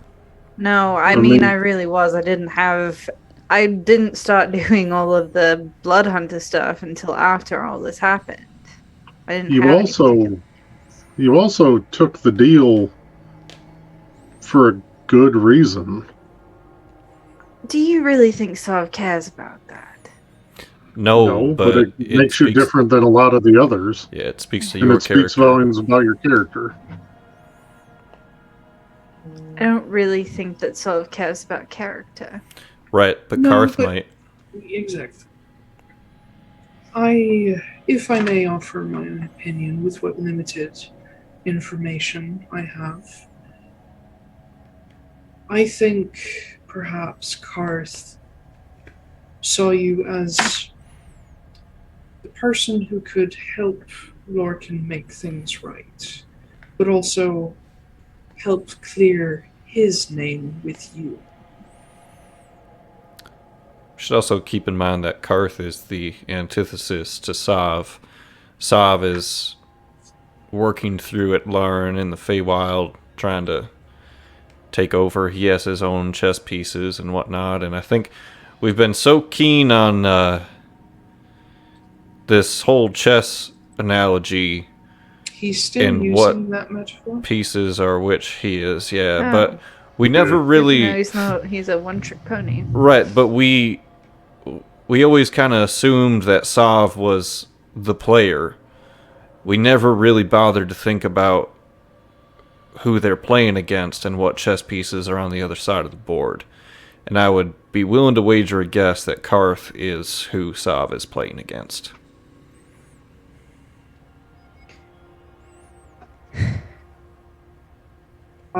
For reference, by the way, y'all, Karth being Sav's opposite makes him the Reaper of Charity, which is the opposite to Sav being the god of famine. The horseman would be Banning is the opposite to war. He is the embodiment of justice. Mar is the opposite to pestilence. He is the reaper of medicine and mercy. Karth, reaper of charity. And Ursan is a god of death like Ilarka, but his primary function is as a god of balance and nature and a cycle. Whereas Ilarka is the end of the cycle. There is no more cycle. Ilarka is a straight line, whereas Ursan is a circle.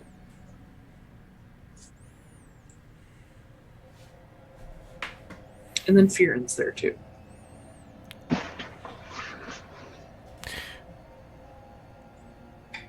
Well, do y'all need a moment to noodle over some of this stuff? We honestly should probably. It feels like we haven't been traveling that long, but I'm assuming it's like nighttime.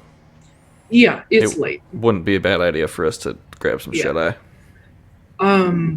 Yeah, we'll, Morrigan nods and she says, "You are all welcome to make yourselves at home within the walls of the break. I think some time to consider some additional information that you've learned would be good. And I should be able to discuss a little bit of what I've learned with Ross. Robin. She calls him Robin. She does not call him Ross. And in the morning, we will go over a few potential ideas. I have a couple thoughts of where we can start trying to help Lorcan and trying to slow down the Fomorians, and therefore by slowing them down also slow Sav. But we'll talk about it." Cool. I'm gonna go change shirts. This one's covered in blood because I got stabbed a lot today. I see that. Like a lot. Yes. Like I lost count. It was bad. I'm aware that you're human, and that number of stab wounds is very detrimental. Bad. Yeah. Yes. I'm gonna go make a potion before bed. So Morrigan sits back in her chair, and Ross steps around the desk. He says, "All right, mortals, let's go." And he strides. He steps past you, and going back out these main doors, he takes you to another hallway through a second, smaller doorway. And you guys basically enter what is a small fortress, like almost. Koop will get the reference better than anybody else, I think, but it's very, what the fuck is the name of the Companion's Hall? Jorvesker. Jorvesker. It's very Jorvesker. It is actually pronounced foyer. It's just every time it's been said by Ross, which is why it's foyer. It's a French word. It's foyer. I know, I know. And for him, it's foyer. Anyway, so we made it to Yoivaska. We ain't fucking French over here. It's very Yorvasker in that it's sort of a complicated, like, maze of rooms and hallways, and it's all very nicely decorated, but it all feels a little claustrophobic just because it's kind of small in here. It's big enough for Foostrak to be able to walk down the center of the hallways, but if he tries to, like, sit up against a wall, he's going to have a problem. But he shows you to a section that has enough rooms for pretty much everybody to have their own room if they want to. And he shows you guys where there's sort of like a mess hall and kitchens and all that. You do see other people down here. There's not a lot, but there's enough that it makes like this sort of almost barrack setup useful. And you do see among them a few people that actually have green kerchiefs that you can start to guess these are double agents and moles and crows. Yeah. Okay, I'll stop making the joke now. Yeah, Ross shows you to rooms. Make sure you guys have everything you need. Each room has a fireplace that magically does not fill up with smoke. And you can make yourselves comfy for a long rest and other shit. And all of my stab wounds are gone forever. And we'll jump on break right there. Cool beans. The beans. All beans. All right, gang. We'll see you in a bit. All right. Be back at 1:17. Neat. Bye. Bye.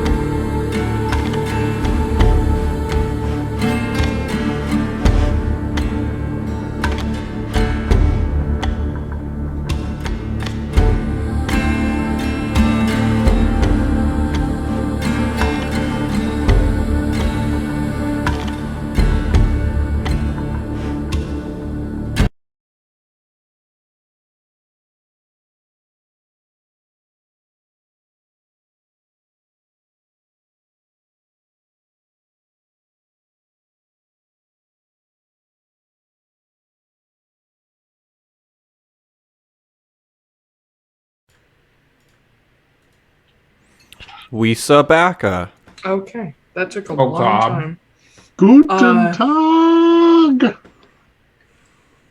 Johannes Brahms. Guten Morrigan. No gluten. Gluten Morrigan.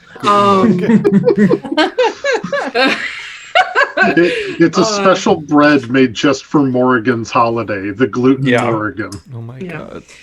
So you guys turn in for the night. Let me know who's with who. I'm gonna sleep with my girlfriend. Cool. Oh. In the same bed. Come on. Yeah, obviously. Where I else mean, would you do it? Right. That's so vanilla of you to ask. I know, I was joking. Yeah, so obviously Solid Christmas, Magda, Gwen. Does anybody else pair up with anybody, or are we doing solo rooms? Foostrak Noah? Foostrak Noah? Oh, Foostrak roommates. Noah? Watch me do You chemicals all night. Great Ooh, kinky. boy. That'd be such a chaotic room. You have no idea. No. Sure, I feel like you would just idea. I feel like you'd just sit there staring at him playing with his chemistry set, and you'd just be like, for hours. Like, And then I just very quietly sigh and go, I miss Jasper. oh, Never mind, God. don't share a room. That's depressing. jeez. Yeah. Keep it to yourself. Too late. It already Yes. happened. Yeah. So that would leave Walter as the only one solo, but that's okay. He likes it that way. I bet he does. He doesn't have his goddamn wife anymore, Yeah. so Yeah. nothing He's else got- compares. How am I gonna get my hand jobs without my Yep. wife? Yeah, well, that's why I was No like, one he has else to be alone so he compares. can jerk it. Gross. Shut up. don't sully my boy like that.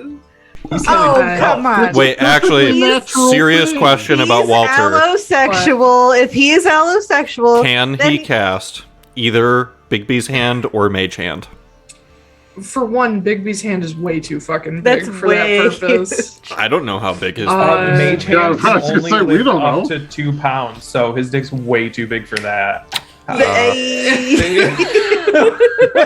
Anyway, so yeah. Also, I feel like because it's God like damn it. not really a corporeal hand, right? So it would just Stop kind of be doing like, I like the that you're making the motion.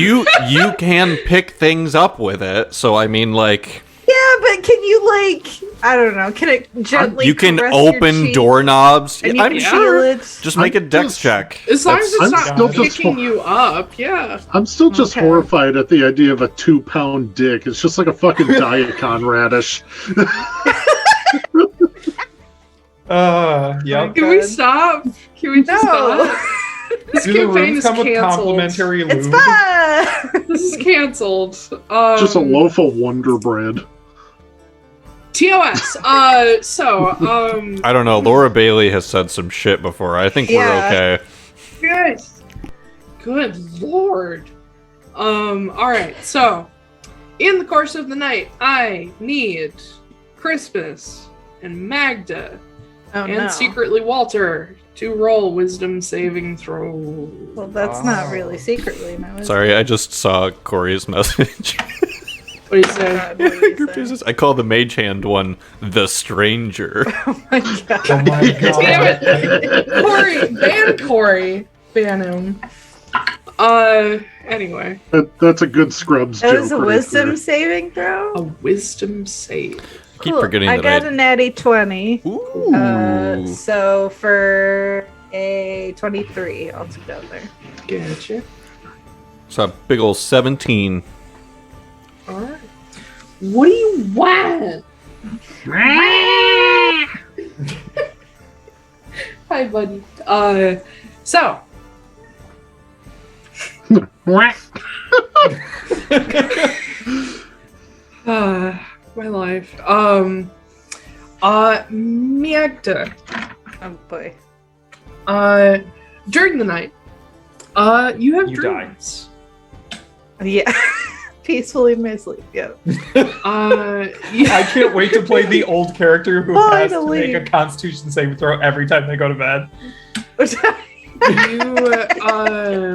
You do have some much more vivid dreams than you're usually used to. Most of them aren't like, there's no like they're like flashes. They're not like threads of story. There's like a moment from 10 years ago and then a moment from 5 years ago. And you do notice a common thread amongst some of these images that you get. And a lot of them have to do with your memories regarding your curse by Sav. Like flashes of seeing Callum dead and flashes of seeing the mass of beetles and insects that you thought was Lorcan or whatever creature you were dealing with. There's a flash of the moment that Lorcan was like dropped in your lap with no explanation, and the sort of silvery arm withdrawing back into this rift in space. And probably the most substantial memory you get is there's a moment when you replay the conversation that you had with Lorcan while Foostrak was getting his runes for the first time. That sort of conversation that cemented the friendship. And Lorcan promising you that he was going to help you figure your curse out no matter what. And basically him just saying he was going to be on your side. And you remember like the look on his face when he realizes when you realized you knew his secrets from you trying to dig in and get information about him, and the sort of relief that he had understanding that you not only didn't mind but supported him. And there's this repeating theme that you get that has to do with the curse and then Lorcan. And there's moments that now that you have the knowledge, you can revisit and sort of understand better what was happening, because now you know it was Sav, not Lorcan. And then as these memories sort of come to a close, something different starts up. And you find yourself sitting up in bed, but you're aware you're still asleep. You're like, this is a dream, but I'm in the place that I'm actually at. Like, I'm still in this hall. And you can see all around you, even in the darkness, you can see that everything's in its place where you left it when you fell asleep. You can see Gwyn asleep beside you. The only thing out of place, however, is that the door to the room is ever so slightly cracked open, and you watch a Luna moth crawl through the crack and sort of perch on the door handle.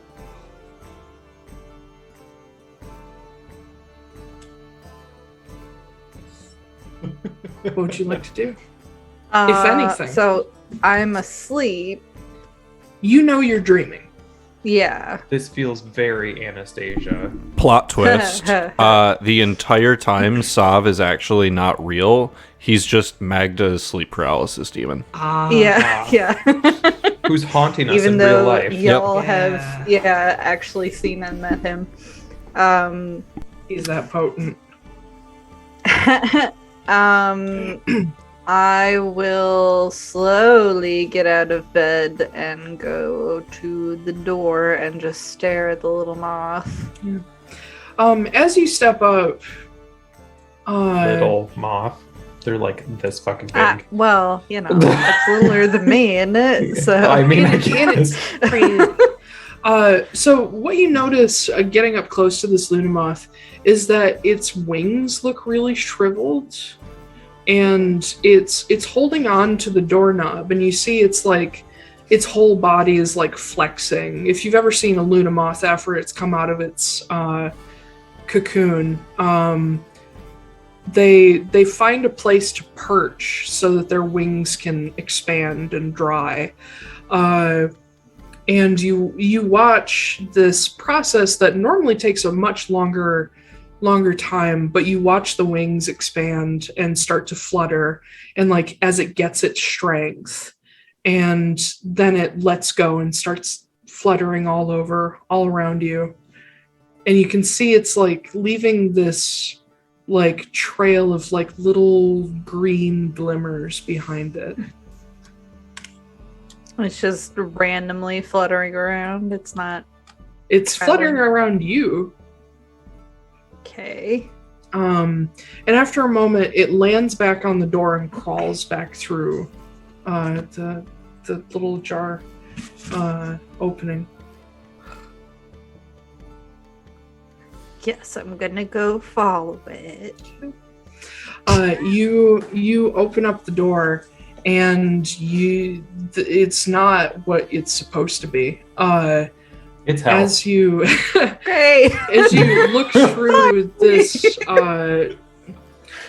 archway, you see that it opens up into this beautiful, lush, mossy forest, like glen, where you see a small creek running through. And you see there's a spot where the creek diverts, and one fork sort of pools into this large pond. And you see that gathered around this pond, there are a number of, at first you want to call them people, but they're too beautiful to be just people.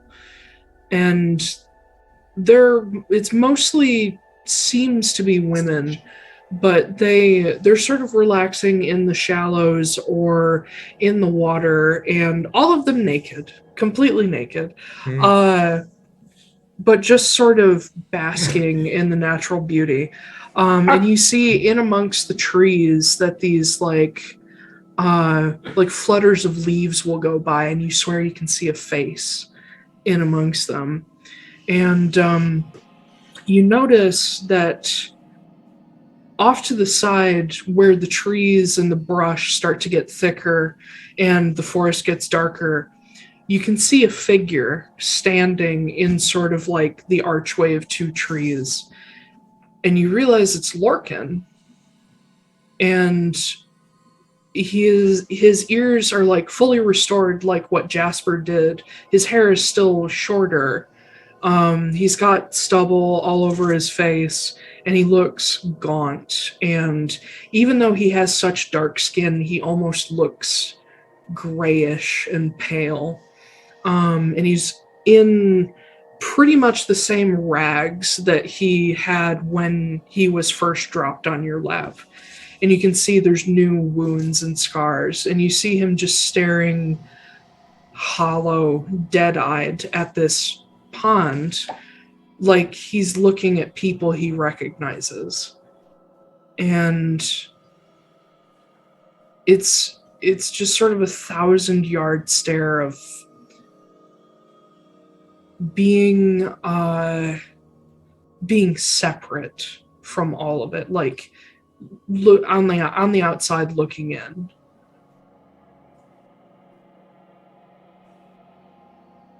Okay. Can anyone is anyone paying attention to me at all? No.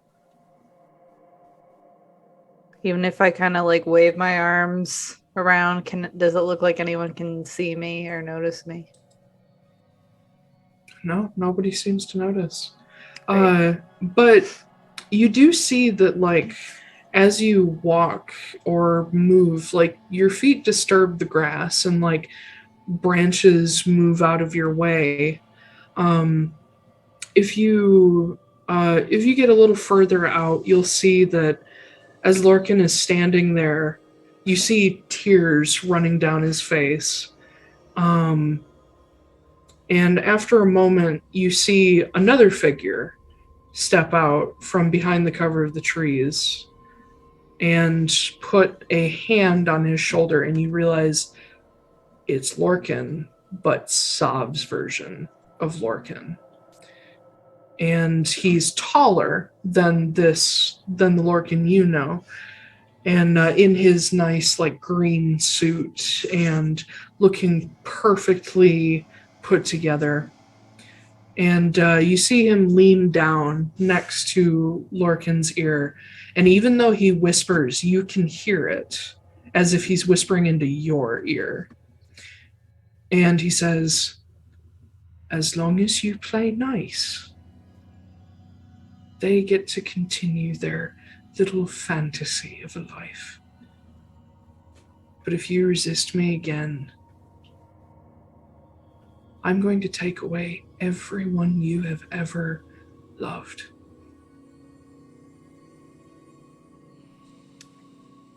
Do I have any of my weapons with me? Not unless you sleep with them on you. No. Okay. I mean, it's not like she'd cut herself with the Kusarigama. Anyway.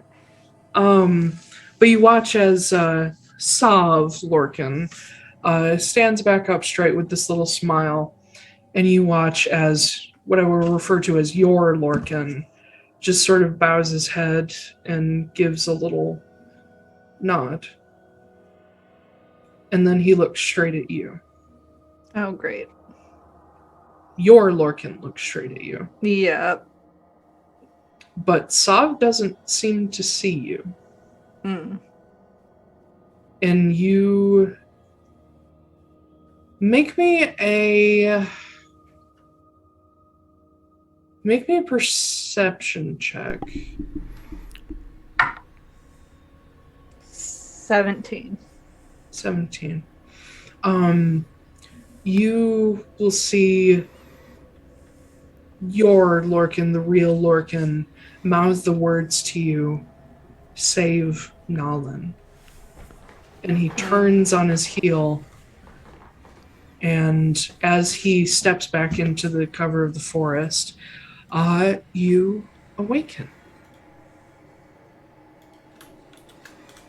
Great. Christmas. Oh boy, I get one too. Yeah. I mean, I got a nat 20. If I get one, then you get one. You... How well does Christmas sleep now that he's back in the Feywild? So, probably pretty well. And honestly, I think there's a weird thing that's happening with Sala as well, where like you don't realize how lonely it is to sleep by yourself until you've actually spent time like sleeping next to someone. And he's starting to realize just how lonely he was during that time, and having Sala here, he's been getting like some of the best sleep of his life recently. Yeah. That's so cute. Okay. So as you guys sort of drift off, Sala takes longer to fall asleep than you do, but you also have this moment where you understand that you're dreaming. Your mind is going back through what shattered, fragmented memories you have. And one of the most important currently is that memory of nearly dying and Veronestra coming to save you, you think. And it keeps replaying over and over, like looking for details. And you still can't make out the voices in the distance. You know who's speaking, but you can't make out words. You can hear Sala somewhere. You can hear other people that you trusted, but none of the words. And probably lose count of how many times you go back through it until at one point a little more gets added on as you are pulled to your garden that you built with Veranestra.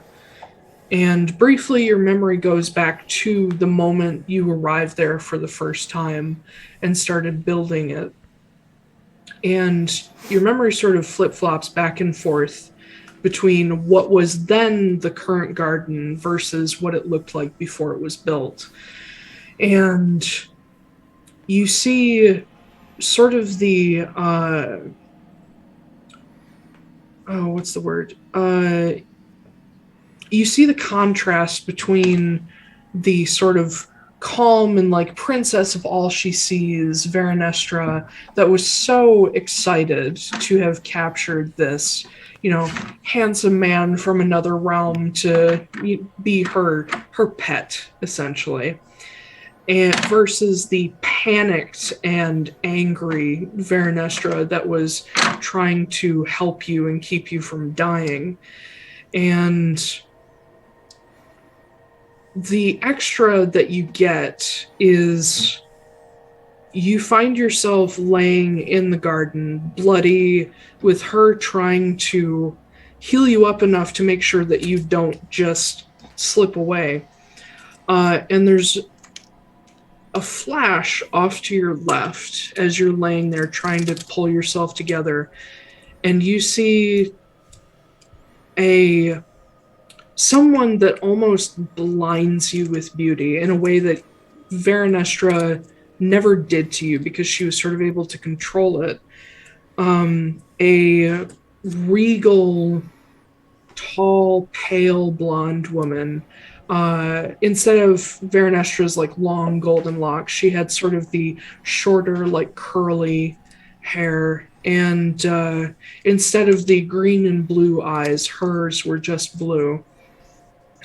With a golden circlet on her head and draped in the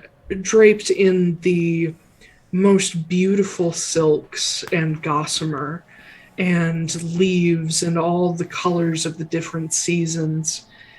And you watch her step up and tower over you and Veranestra and sort of look down at you with curiosity and disdain, as if looking at a gross little bug. And you hear Veranestra like raging, but also sobbing and promising to destroy the people who did this to you. And you hear the other woman say, "Why bother? There are hundreds, if not thousands, like him. You can get another." And Veranestra reels on this woman. She stands up and you see her slap this woman across the face. Jesus. And you hear Veranestra say, "There is no one like him." I'm just going to feed your ego.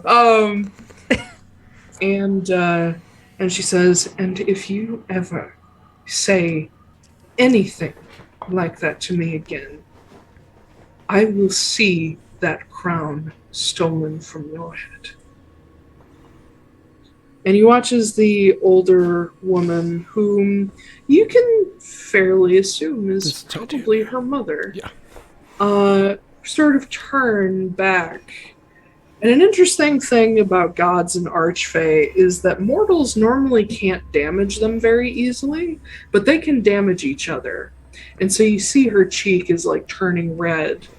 And you see her look down at Veranestra and sort of tilt her head to the side, confused. Not angry, just a little taken aback. She says, "But he's not yours. And he never will be. You already know that." And Veranestra just stares up at her and says, "You don't know that." And you see her sort of shoulder past her, and Veranestra walks further into the garden, and you see her plucking things from strange-looking plants that you don't remember. And you watch as more strange-looking plants start to, like thorny, twisted plants start sprouting up between your flowers, and she plucks thorns and buds from these as she goes, leaving Titania standing there watching her and then looking back down at you as you're struggling to keep your consciousness.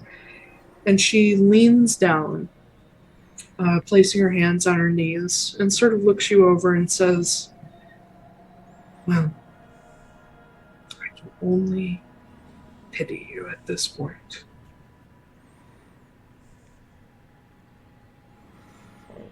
Have fun being at the eye of the storm." And she stands up, and you watch her walk over to that central rose bush, the one that's so special to you. And you see her reach up and pluck a single petal out of the rose bush and look it over and sort of sneers at it as if it's ugly. And she drops it and fades back into the forest. But that's what you get. What a bitch. Yeah. I never said Veranestra liked her mom. Yeah. Man, Christmas is basically just like the family dog is what it feels like. Yep. Yeah. We can always just get another one. Yeah. No, he's special to me. Yeah. As for Noah and Foostrak, you guys have a pretty peaceful night. For the most part. Yeah, one of those dreams where you're like naked, but then like you're trying to find a place to change, and like every door is locked, and then all your teeth fall out. Yeah. Yeah. Oh yeah. Yeah. But a thing you guys will notice, like everybody else, really, is that when you do dream, it's very vivid, and there are moments like where you'll go back over memories in your dream, and you'll notice details that maybe you forgot or didn't quite notice before. It's nothing specific for you guys, but it's just sort of it's an experience of extremely lucid dreaming. Okay. Which not all people know what that feels like, but essentially you're aware that you're dreaming and you have the power to change what you're dreaming about. And if you don't like how something is going, you can change it. I murder Titania. Kidding. In your state, in that dream, I don't know if you could. But you all get to the next morning, everybody has a long rest. And when you start emerging from your rooms, unless anybody has something specific they want to do. I know that at some point, Foostrak wants to talk to Magda, but this is probably not the best time for it.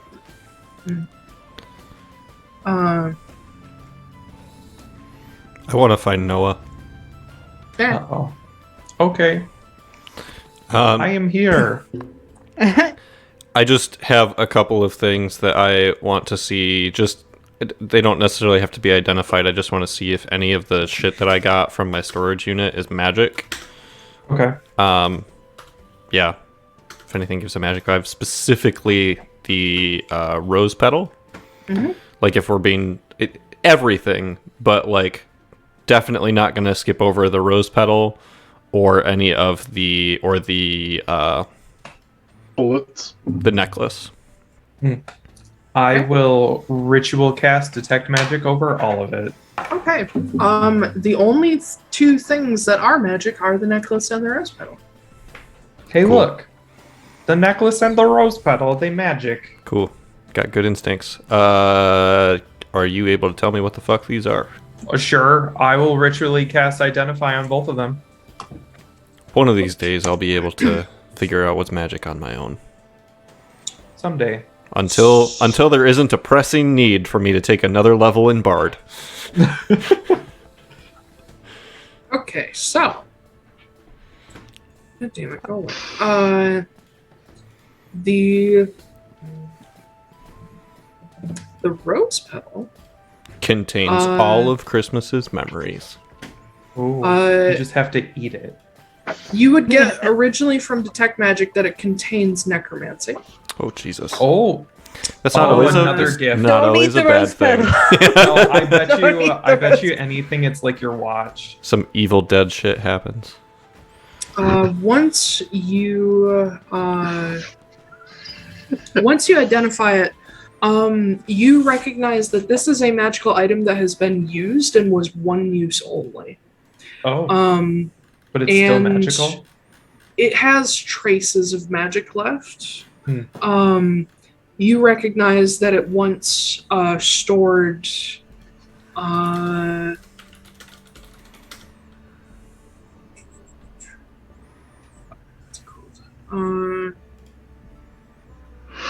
damn it. That it once stored Raised Dead. Oh. Which is like the step above Revivify. Yeah. Jeez. It's zombies. No, Yeah, that's it's how not. It's not Christmas is zombies. alive. Oh, it's not zombies? No, raise. It does sound like a zombie spell, but it's not. It's a resurrection spell. Okay. You basically get more time to do it. Revivify is like within a minute. Raise Dead is within like 10 10 days. 10 days. Yeah. Yeah. Yeah. Nice. As for the necklace, Mom's necklace. you will gather that it has abjuration magic. Abjuration. And that once per day, the wearer who is attuned to it can cast Shield as a reaction. Oh, that's great. really good. Yeah. Yeah. I will definitely tell him about that. Yeah, I will. No, this is worthless. I know what I'm doing over. I know what I'm doing might over as well breakfast. keep it. Yeah. The necklace, the silver necklace, does have just so that Christmas knows this for flavor and whatnot. It does have like a locket on it. That on the inside, the Bandencret family coat of arms is inside of it. On one half, and on the other half is a teeny, itty bitty tiny, little painted portrait of you as a young boy with your parents. Aw. That's adorable. You can use that to regain your throne once you find your grandmother in the Feywild. Yes. Because apparently we're playing Anastasia now. Yep. You can sing about the dancing bears. Yes. Painted wings. Those fucking swans. Taiylor, is there an item I should be adding, or do you want me to just track it? Track it for now. I'll have to make it for you. Cool. I don't have very many magic items I can even attune to, so that is item number 2. Oh, I have too many. I have none. Once I can finally go up in like artificer levels, though, I'll be able to take another attunement. I have 2 attunement spots. Man, that necklace would have come in handy like 10 hours before I found it. Right. Also, Foostrak, when you get up and around and join everybody, Obituary. Wouldn't that be hilarious if they were just like, hey, we saw he liked you, so here's the obit. It wouldn't, actually. We regret to inform you that young Master Jasper tried to swim to a ship and drowned. Oh my god. Oh my god. I'm looking at the thing. They're quickly writing an obituary. Yeah, Taylor's just like, wait, no, hold on. Like, someone else good do idea. something. Shut up. When you get up, and you're all at breakfast and shit. Gwen is gonna ask you, since we have a little bit of time, how about we get in that spar at some point? I'd be down. Magda's just like, yeah, kick his ass. Kick his ass, baby. But yeah, she extends the invitation to spar, because it's still early-ish, and you guys haven't seen like Ross or Morrigan, but yeah. Hopefully there's a spot to do that here. I think I can find this a place. The pit. I We fight as Wait, no, I'm sorry. The hole. The whole, Yeah. Oh my god. Yeah, to fight in the hole. After yesterday and Fight getting for caught off guard, I think I need to get in the resharpen hole. my skills. Who gets to use the Well, word first? I should be able to help make that happen. You gotta take turns. It's a day. At the hole. Magda's girlfriend and I are having a date by the hole. Oh, guys. Yeah. Hey, you know what? Whatever floats your boat. Yeah, You know what? As get long as your Nora. holes don't touch, you're good. He couldn't get Nora, so now it's Gwen. Alright.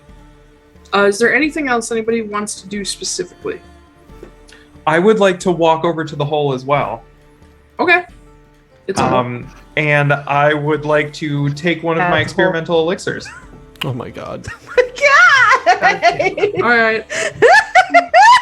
This is just going to be like Noah's Right. death. What I do you jump in the expect to hole! get? What is it? Okay, so you guys go milling around the place, and He then can fly suddenly now. Noah jumps in the hole. Oh, Jesus. I have a flying speed of 10 feet for Oh my 10 God. minutes. That's a So- really slow flying speed. Yeah, I know. So for Or Yeah. for 5 of those minutes, I am going to descend 10 feet, and I am going to like light a torch or something on the way down, just so I can see. And I Let me just be- want to see let what's me- in there. I want to take let me be in the clear. hole. I told you guys you can see the bottom. Oh, we can. Yeah, I thought there's like you you made it see sound the like there bottom. wasn't a bottom. Yeah. made it there sound like there is. wasn't. I've But literally if you feel like hit you the said bottom. bottomless. No, I did not. Okay. I thought you did too. Because I told you there was trash and like coins in the bottom of it. You said people go down there and never, like, they just Yeah. disappear. They don't come Yeah. back. I know. So Okay. To me, Noah's that about doesn't to say there's a find- bottom. Noah's about to find out where the threshold of that portal is. Oh, cool. That's okay. Well, it was nice If there's knowing him. anything Noah knows about, it's bottoms. Yeah. Ah! Make me a wisdom save. Hell yes! With Come on. all the trash that's at the it. bottom, it's trashy bottoms. This Oh. wisdom save is your subconscious trying to kick in Just and a be whole like, bunch no, of stop. Taco Ew. Bell. Just fight or Wisdom flight. is -1. Hell yeah. 4. Oh no! So Noah descends into the basin. He sees a very shiny something at the bottom Yeah, there's that a lot of catches his attention. Ooh, a potion. And the further you descend, the better you can see what this little object is. At the very, very bottom of the basin, the deepest point, you can see that there is a almost like an arrowhead-looking piece of silvery platinum metal that is extremely shiny, despite how dirty the inside of this basin is. Love it. Heading for And that. yeah, you head down for that. Should I have character death music queued up? I don't know yet. We'll see. Okay. You get down Noah's close the epitome enough. of fuck around and find out, so... Oh my god. You get down close enough to start making out details about it. And you realize that it's inscribed with all kinds of runes, some of which are not familiar to you because they're Feywild specific. But one thing that you can pick out about it because you speak Thunar is that the rune Berkana B is sort of at the center of this shape. Does that mean anything to me? It's a B. Cool. Would that wisdom save? Absolutely fucking not. I can't make like an Arcana check? I would say history, religion, or Arcana. Okay. Guidance. Oh, cool. Another 5. 7 plus 4 is 12. 7 plus 4 is 11.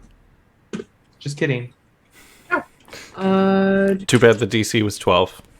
Yep, it's fine. I'm cool with it. List. Things have been too serious for too long. I'm just like up at the top with whoever else is there, just like you killed the dinosaur. If he dies, I call dibs on all his money. Oh my god. Joke's on you, I don't have that much money. As you get close up to it, you do recognize that it is indeed platinum, but it also has bits of other metals mixed into it in like a swirl. And one of the more prominent ones oh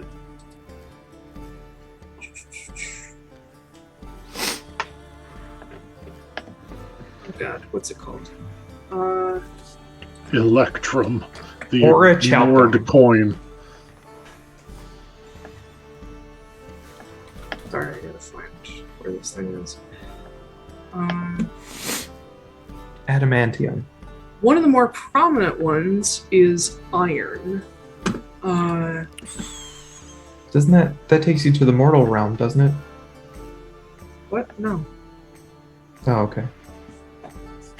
Iron is kind of anti-Fey shit. Oh, that's true. Oh, iron goes to the abyss. Iron goes to many places. All of them demon related. There's an entire fucking list of places: Pandemonium, the Abyss, Carceri, Hades, Gehenna, the Nine Hells, Acheron. All those. Any of those could be iron. It depends on the note if you're thinking about a plane shift. Each of them has their own unique note. But yeah, the center of this is primarily shows this like super shiny iron. But it's not clear to you what this is about. And the other mix of metals mostly seems decorative, but you notice that there's a couple rarer metals in there, and then you notice there are veins of residuum in. As you get super close, you can see like tiny hairline fractures of green. Nice. Does it look like it's attached to anything? It is set into the floor. Oh, okay. Cool. I'm going to... Is there anything on the floor that looks like it's valuable? Can I, like, investigate? Yeah. Okay. Guidance. I thought he was going to take out a pocket knife and try and pry out that coin. The third 5 in a row I have rolled. But that's 13, 14, 15. It looks like trash has fallen down in here and like a couple stray coins. You can imagine that if you roll a coin just right, you'll get that spiral going down in the basin. Okay. But it's kind of just trash and like copper coins, just a couple odd pieces of paper. There's a lost shirt down here. Somebody I'm lost going a flip-flop. Oh my god. One of their Feywild flip-flops. Yeah. I'm going to pick up one of those copper coins and I'm going to throw it at I'm going to go up 10 feet and I'm going to throw it at the little thing. Okay. So you reel back and you chuck it at this little sigil. Go ahead and go ahead and roll a d20 and add your dexterity mod. Sweet. Love that. 20. Okay. You're pretty Dirty accurate. Streak broken. On the rare occasion that you did play sports, you're a pretty good pitcher. Yeah. So you chuck this copper coin down, and you hit this sigil dead on because a ring goes through the whole room. That, first of all, that object shouldn't make that sound. It's a pretty solid object. It sounds like you just hit, how a sword will sing as you pull it out of a scabbard. It's that kind of ring. And as soon as it hits, the copper coin just gone. Like disintegrated or disappeared? Disappeared in a puff of mist. Cool. Huh. Okay. Well. You said it's set into the floor? Yes. How so? Like it has been, like a section of stone has been cut out and it's been placed into that groove. Could I use my thieves' tools to get it out? I don't know. Could you? Can I try? You can. Okay. But I want to be careful not to Hear the character death music. Okay. I want to be careful not to touch it with my bare hands or anything. I'm gonna test it first. I'm gonna use a spare dagger and I'm gonna go up to it and just poke it with the dagger. Dagger's gone. Oh. So if I touch it with my thieves' tools, it disappears immediately. Are we about to have a find grog? I don't know. I'm curious from where I'm because I just don't give a shit, but I am still standing at the top of the pit watching this. Yeah. At this point, it is what it is. Is he within 60 feet of me? Yeah. Okay, gotcha. I'm not gonna do anything to prevent you from doing this. I'm just waiting for something else to come through, and then if that does take place, I just want to make sure you're within a good distance of some of my spells. Gotcha. Every few episodes, we spend a good 20 minutes on Ben endangering his character. So while I am floating over top of this thing, I'm going to float over top of it. Because I'm a terrible person, I'm just curious what would happen.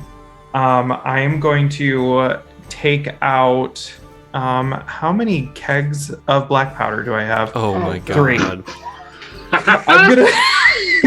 I'm gonna take out a keg of black powder.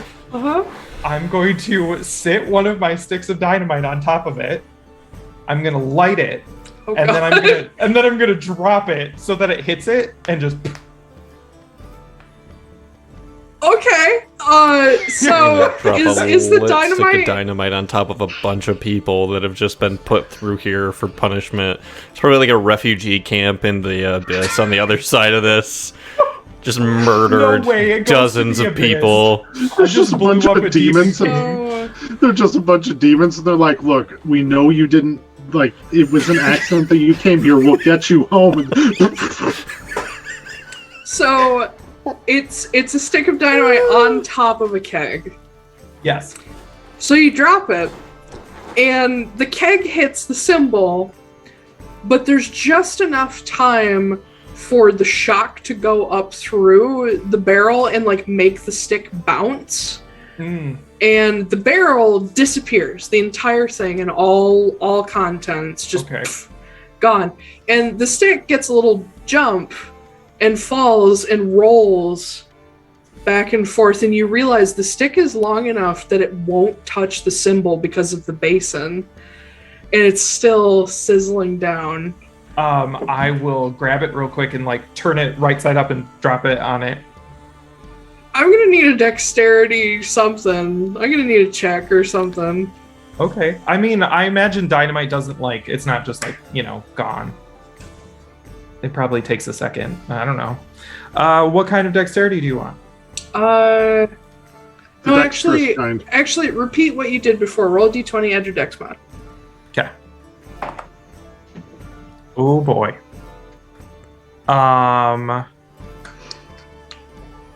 Well, that's an 8. So I'm going to use a flash of genius to make that a 13. So it's a little better. Wait, your flash of genius is only +4 though. Just kidding. I'm going to make it a 12. Okay. Okay. So you pick it back up and there's a moment of panic as you're like, oh god, this fuse is a lot shorter than I thought. And you just kind of drop it like point blank, and just as the fuse is about to disappear into the stick, you just... and then I go back to the top. Yeah, all of you just saw this. And also Ross just saw all of this as he's standing on the edge of the basin looking mighty displeased. So, what's on the other side? Well, hold on. Let me rephrase this question. It's going to take me a couple minutes to get up there. Ross, it's not that deep. You guys have like this endless like Sparta pit in your ideas. It's a bowl. Ross, question. Yeah. What was on the other side of that? Lot of things. Probably the most concerning of which is going to be potentially some demon lords, but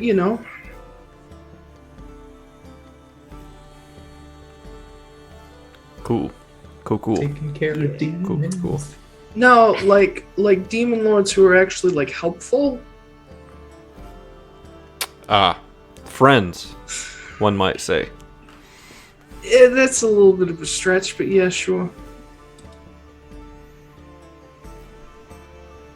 Good fucking job, Noah. Thanks. Just helping everybody clean up these places. Yeah. If anything comes of this, I will hunt you down, and I will give you to them. Okay. Just making that fucking clear. We won't stop you. Just mostly because I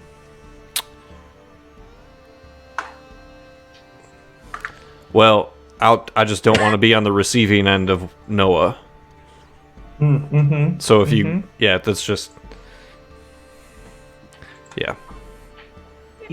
We won't help you either, is what I'm trying to say. We won't stop you, but we won't help you because we're just not going to want to be anywhere near when that happens.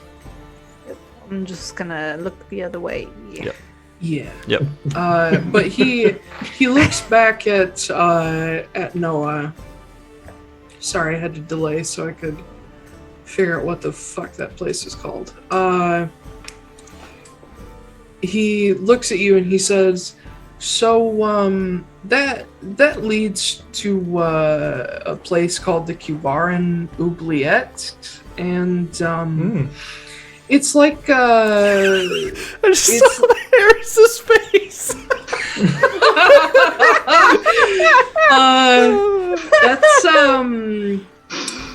That's like a 3-dimensional like labyrinth prison. And the guy who runs the place is kind of friends with my mom. So Not anymore. when we drop people in there, we don't really know what happens to them. Like, I don't have all the details, but rest assured they're taken care of. So you probably just blew the shit out of whatever warden's office is on the other side.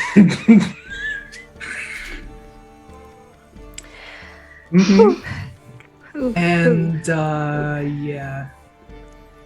So... Maybe you should like You write a know. will, or like tell someone you love them soon, because yeah. He is more helpful oftentimes than he isn't.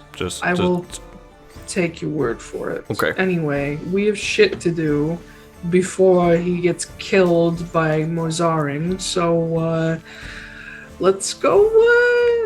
Cool. Let's go do shit. By the way, Magda, your ex-boy there, he tried to escape last night. You guys didn't throw him in the thing, did you? No. Oh, okay. Well, So we I kind of had to rough him up a little bit to make him stop. Oh, great. So he's fine. He's Fantastic. fine. I swear he's fine. You guys are so fucking fragile. He's a But- dickhead. Don't feel bad about it.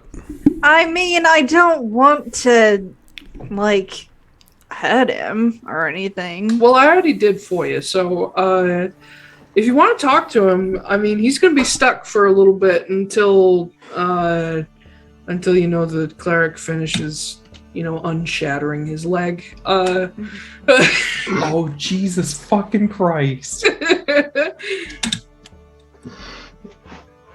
I mean, So- the idea is that we're supposed to get him to trust us to do the things that we want him to do, right? Well, You he's know. definitely not going to trust me, but there's still hope for you. So I don't even know about that, but if you wanna talk to him, and he points down a hall, he's in the one with the red cross on the door, the infirmary. Oh, what happened? my light fell down. Oh, sad panda. Where? Hold on. Pause. I just love the idea that Ross casually shattered somebody's leg trying to make them not walk out.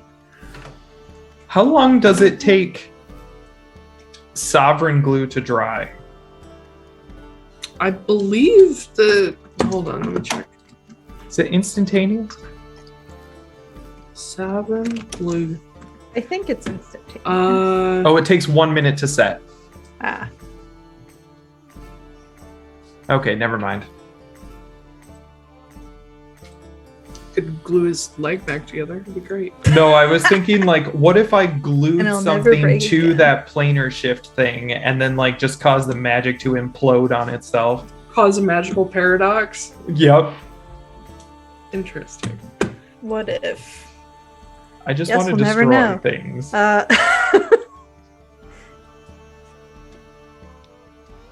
Okay. Thanks for Yeah, that. sure. He also doesn't know you're here, so I don't know if you want me to tell him that. I probably You should. should take him a cake. No, he's an asshole. Not you. We're talking to Magda. Oh, Why would I take him a cake? No. I don't know. You've just been hey, haven't seen you a long time. Really happy we're not dating. Happy your leg's not broken. Cake. get him a cake that has a broken heart with a thumbs up next to it. It was a good thing. Mutually You- beneficial. Make him the cake, put some glass in it, and then just smack him in the face. No, put some of the glue in it. And then Oh. give Yeah, it to there him you go. before it sets. Kill him That's- slowly. Yeah, that's just That's- icing. Oh my god. It's dark. Wow. All right. All of those are bad ideas. I mean, I got worse ones. I can take care of his other leg if you want. No. That was a I joke. mean- That was a joke. Could I wasn't glue gonna his do that. butthole shut. Gwen joins in. She's like, I mean, I could just rip his spine out.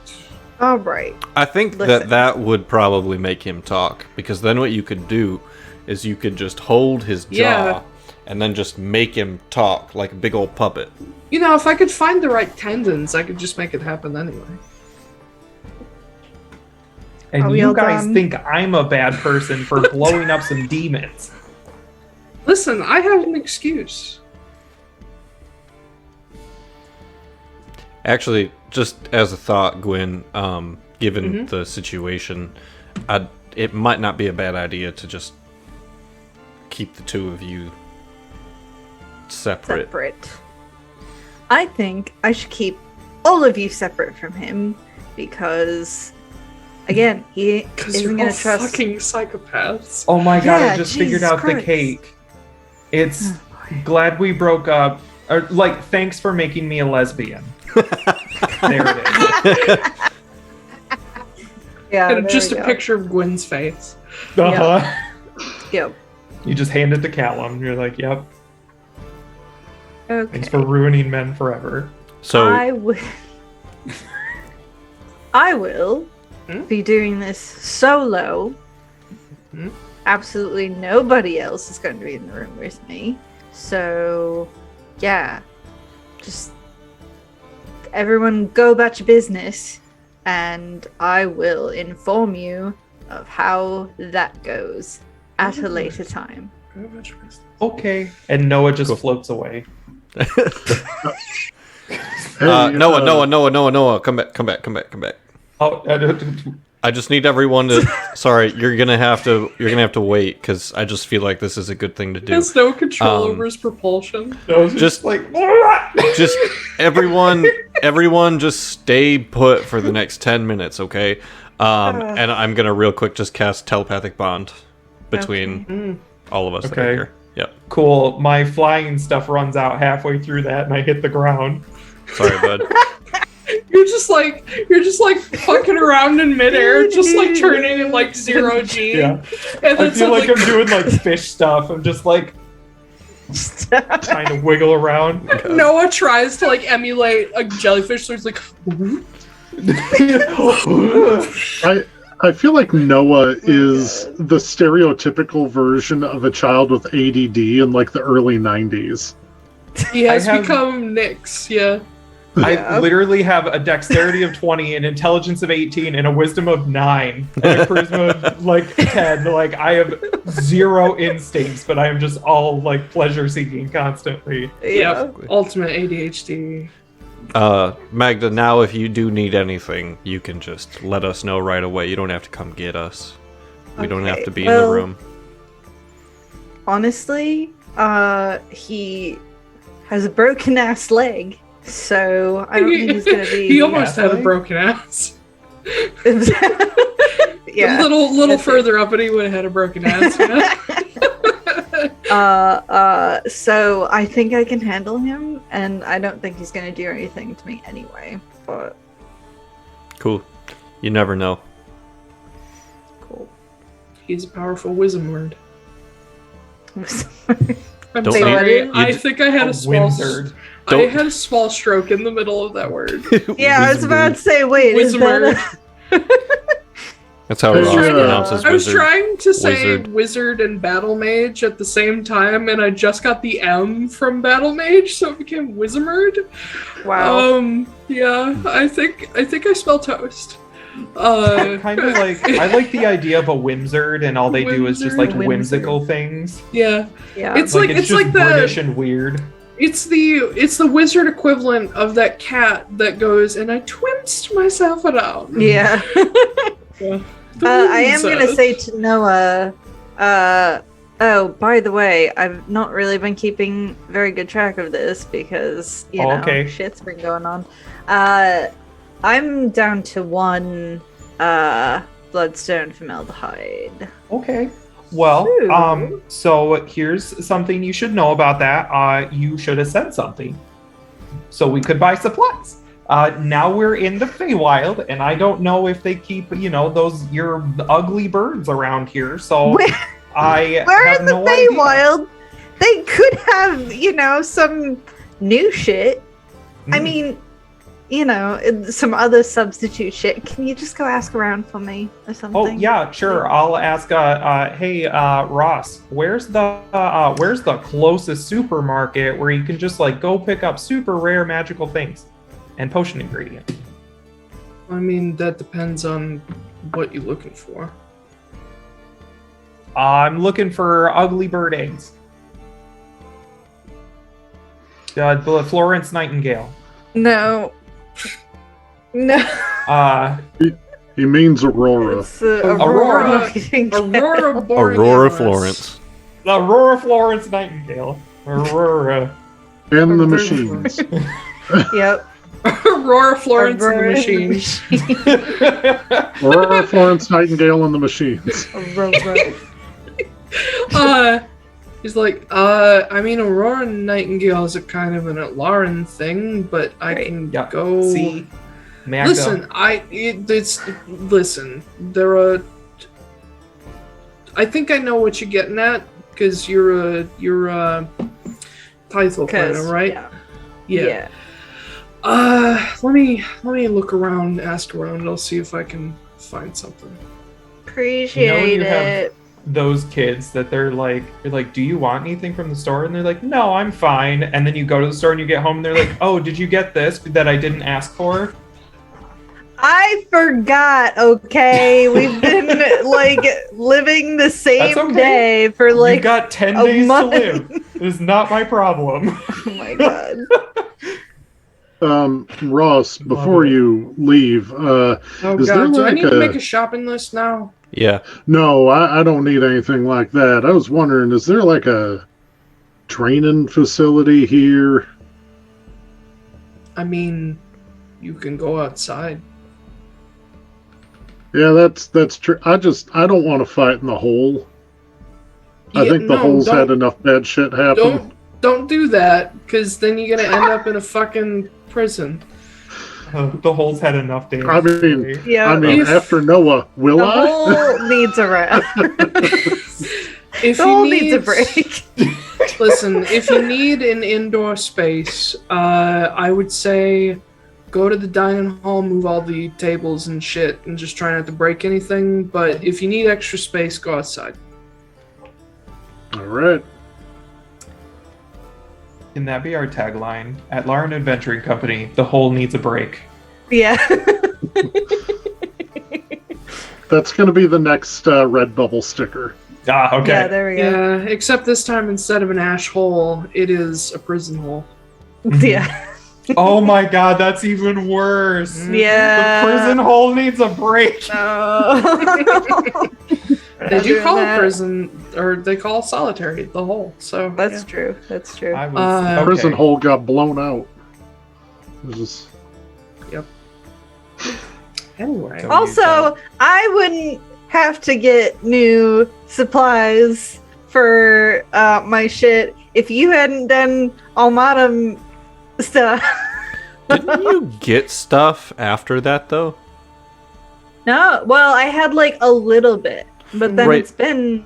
But didn't we run also into members of the Taiylor clan that literally gave Yeah, and you they supplies? gave me for 5 days. Mm-hmm. Okay. Yeah.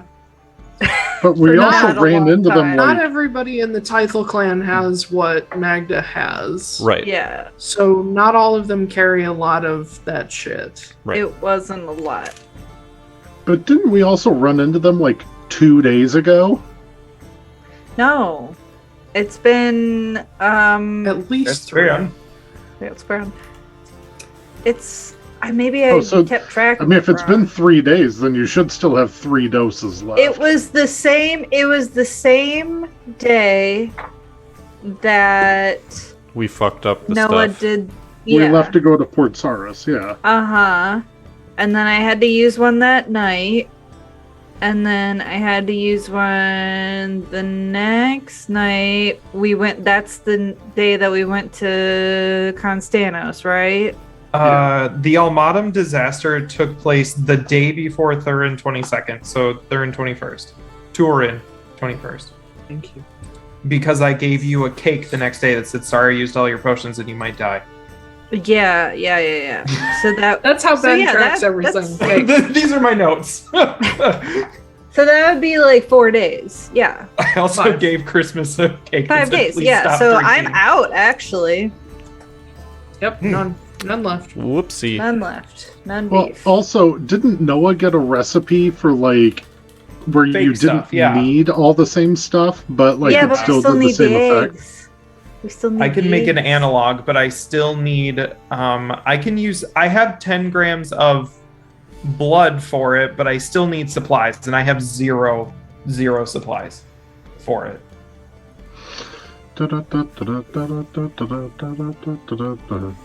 Well, it looks like this arc has turned from let's interrogate Callum to let's save Magda.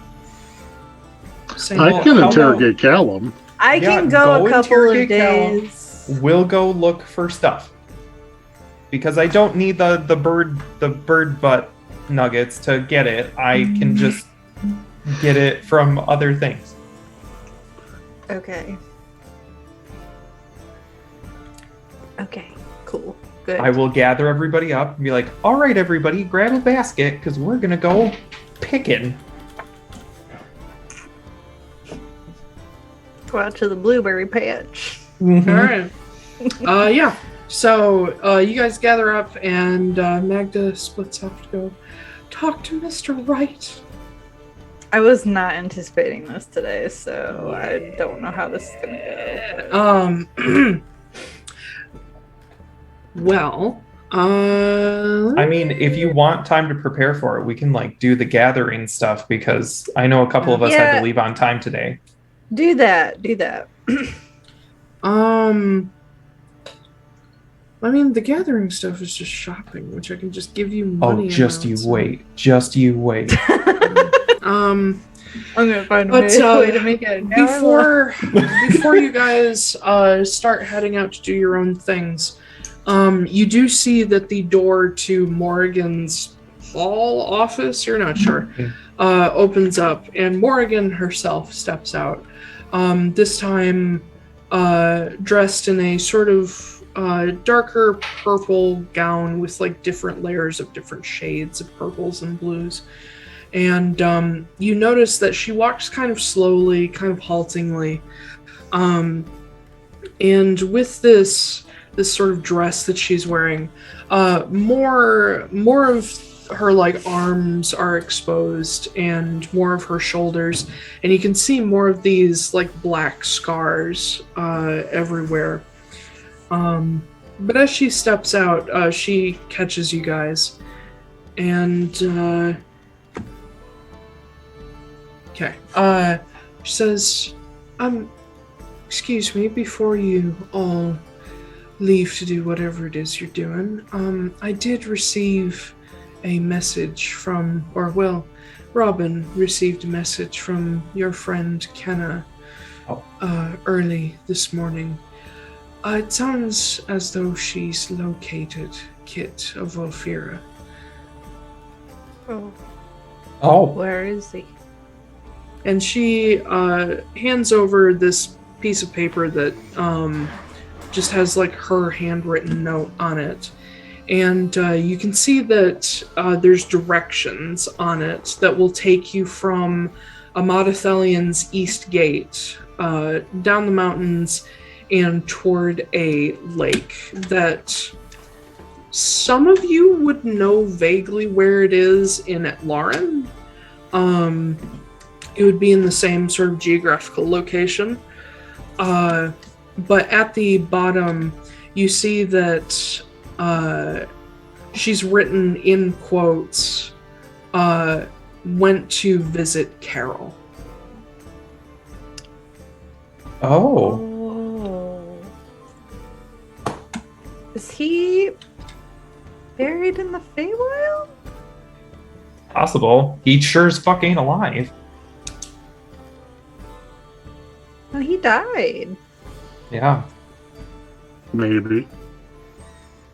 He was a Goliath. He didn't have anything. Yeah, he didn't live forever.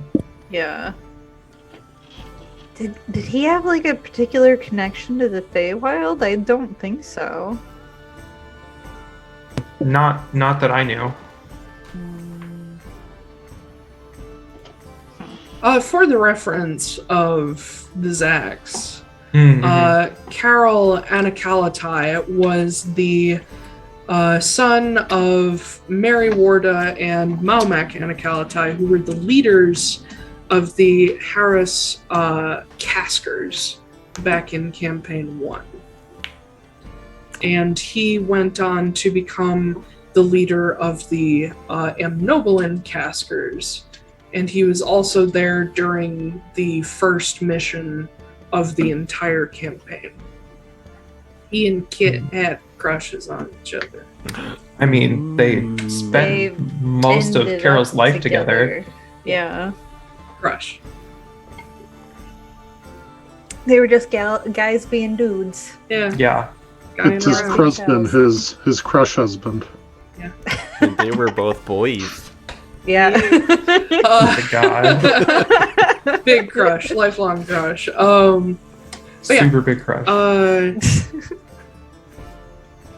But yeah, that kind of left basically directions for you guys to be able to find her, and with the note that she's not necessarily in a rush because Kit's going to be there for a bit, but you know, whenever the mood strikes you, she has Kit cornered.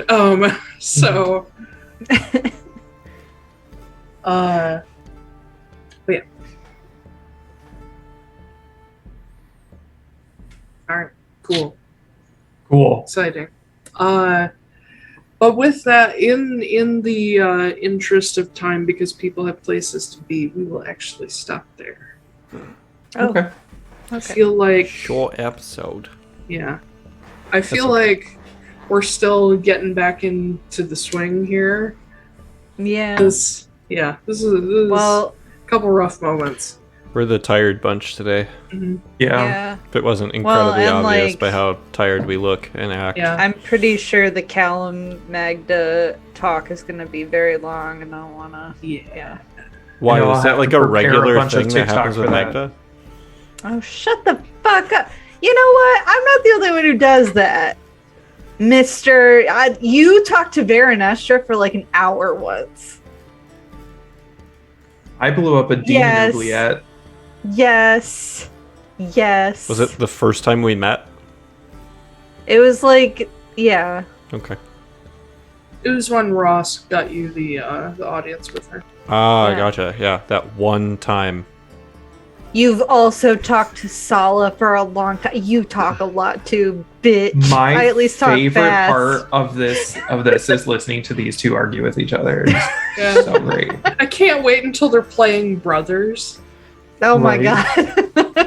And Koop's entire Ooh. thing is that he's his brother's protector. That'd be great. Uh-huh. Is Ash playing a boy next campaign? I'm playing a nun, but you know what? Okay. I might go he, they.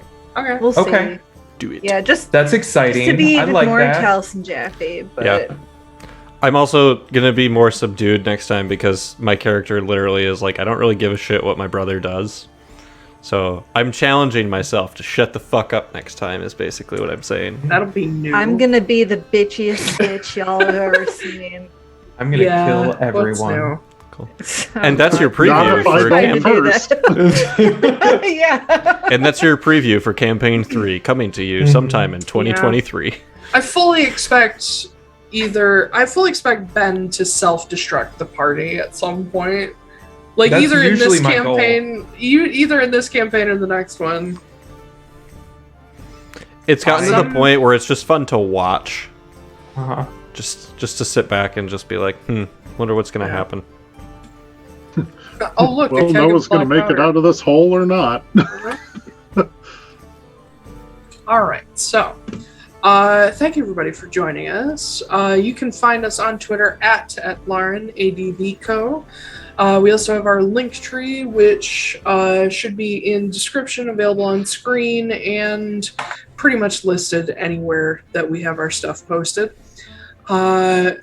Please do check out the link on there for Redbubble and enjoy our designs that we made. I still need to add a couple links, but we recently got a TikTok and an Instagram, which I've already fallen behind on, and what the fuck? Social media is not my bag. Why am I the one managing the social media? No, I know don't the think it's answer. I know the anyone answer of to our that. specs.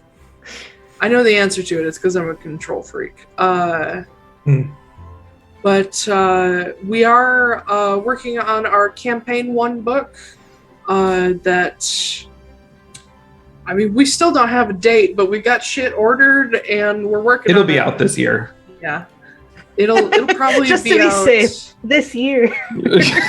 I would hope it would be out by like the end of summer, but we'll see. Also, I don't think there's any specific announcements or changes coming up. Nope. Okay. So then, Ash, tell us your stuff. Hello, you can find me at Wait. Okay. Hold on. Start over. All right. Hello, you can find me basically everywhere at Astrid K. Writes or on my website, astridnight.com. I have a book coming out. I don't have my paper book with me, so I'll have to put this out right here. Coming out? Yeah. No, it came out. Sorry. I fucking forgot.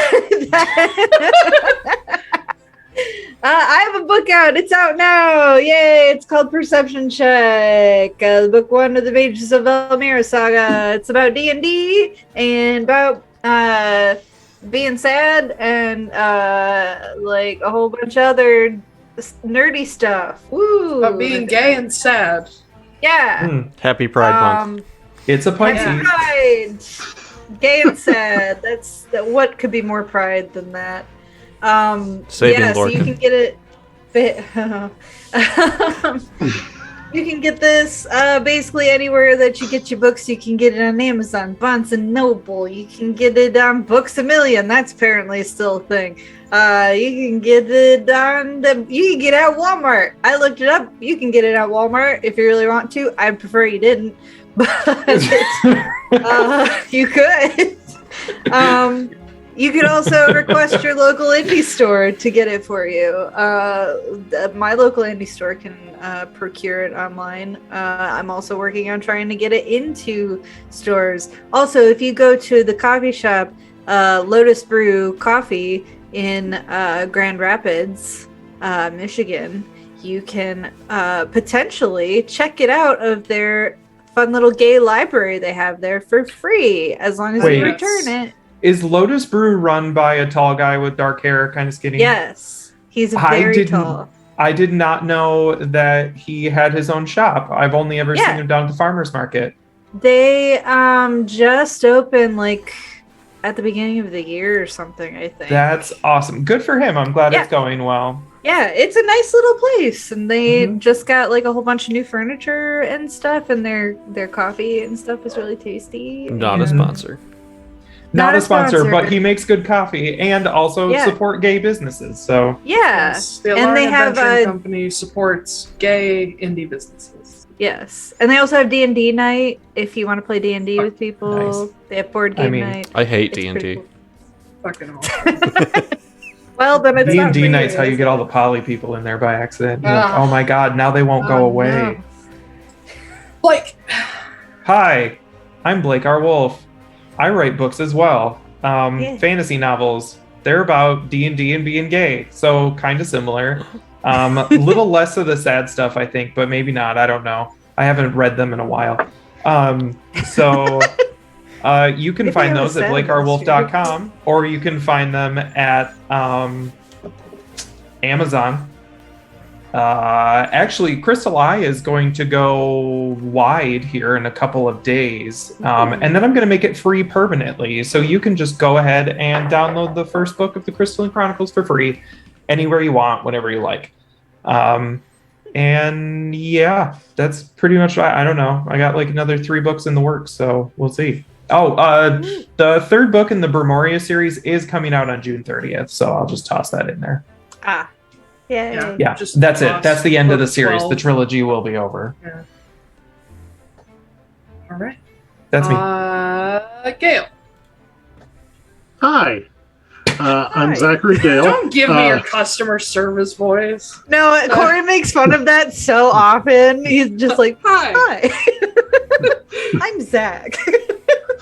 Oh, no, that's not even my customer service voice. Hi, I'm Zachary Gale. That's my customer service voice. You know, we've had a lot of fun today. Do you experience bowel, trauma? Do you experience bowel obstruction on more than 3 times a day? Just do the bit. Just do the bit. 3 times a day. That means that you like get it unstuck and then get it restuck again. Hi, I'm Zack. What? Doesn't everyone have a toilet screwdriver to get the poops unstuck? Do you have IBS? Do you regularly take Pepto-Bismol? Are you regularly irregular? Yeah. Anyway, talk about your stupid shit. I'm Zachary Gale. Literally, you can find me on Twitter. You can find me on Twitter at ZacharyGAuthor or at ZacharyGAuthor.com now. I also recently got some exciting news. I have been featured on a recent episode of the No Sleep podcast. It is one of their suddenly shocking episodes, so it's a bonus episode. It's only available if you're a subscriber to them.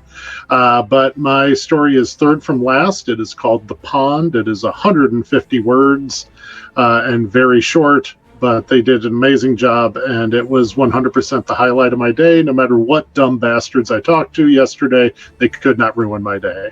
So, that was pretty fucking delightful, if I do say so myself. Also, in a month, I'm going to debut my cover art for my book. Some Empty Houses Might Really Be Haunted. My wife, Alina, helped me design it, and it is super fucking boss. And speaking of my lovely wife, she designed all the stickers for Astrid's book, and she also has her own shop, LeanieDraws.com. It is under slight construction still, but it is nearly done. So that will be just a whole bunch of real cool art. I almost said a whole bunch of real cool shit, and that's not good marketing. I mean, I'd buy it. Yeah. Just a poop emoji and sunglasses. That's Koop. the real cool shit. Koop, save us. Hello. I'm here to save you. facts. I'm here to rescue you. Speaking of rescues, I'm gonna make a push here on social media this month to save Lorcan, because hashtag save Lorcan. hashtag not saving Lorcan is homophobic. Hashtag save Lorcan for Pride. Hashtag Pride Month. Yeah. Anyways, That's a good goal. I like that. Yes, Hashtag it's save Pride Lorcan. Month. Hashtag save Lorcan. Put it on your Facebook, on your, I don't know, hashtags on Facebook aren't really a thing.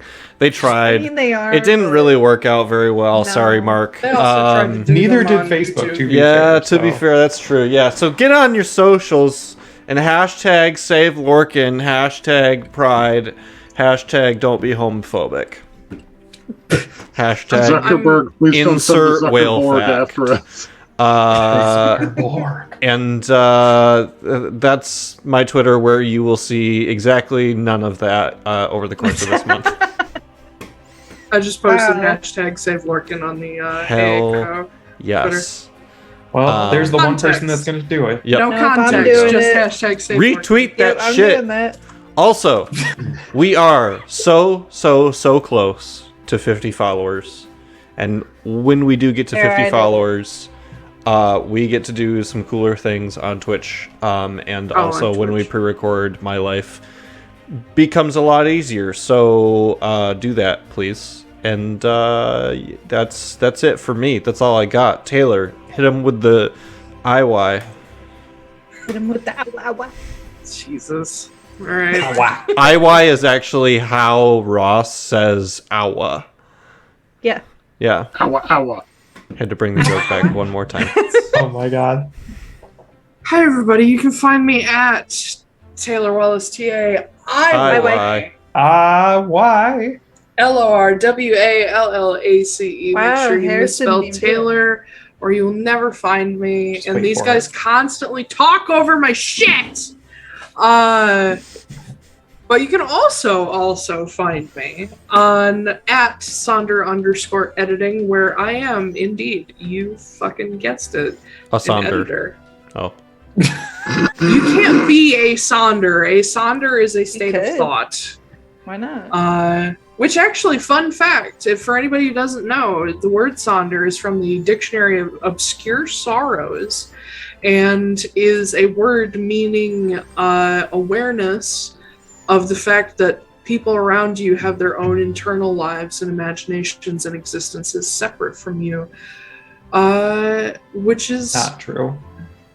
Kind of an existential crisis in a nice little basket. The moral of this story is interrupt your friends with stupid jokes. You might actually learn something cool. Shut the fuck up.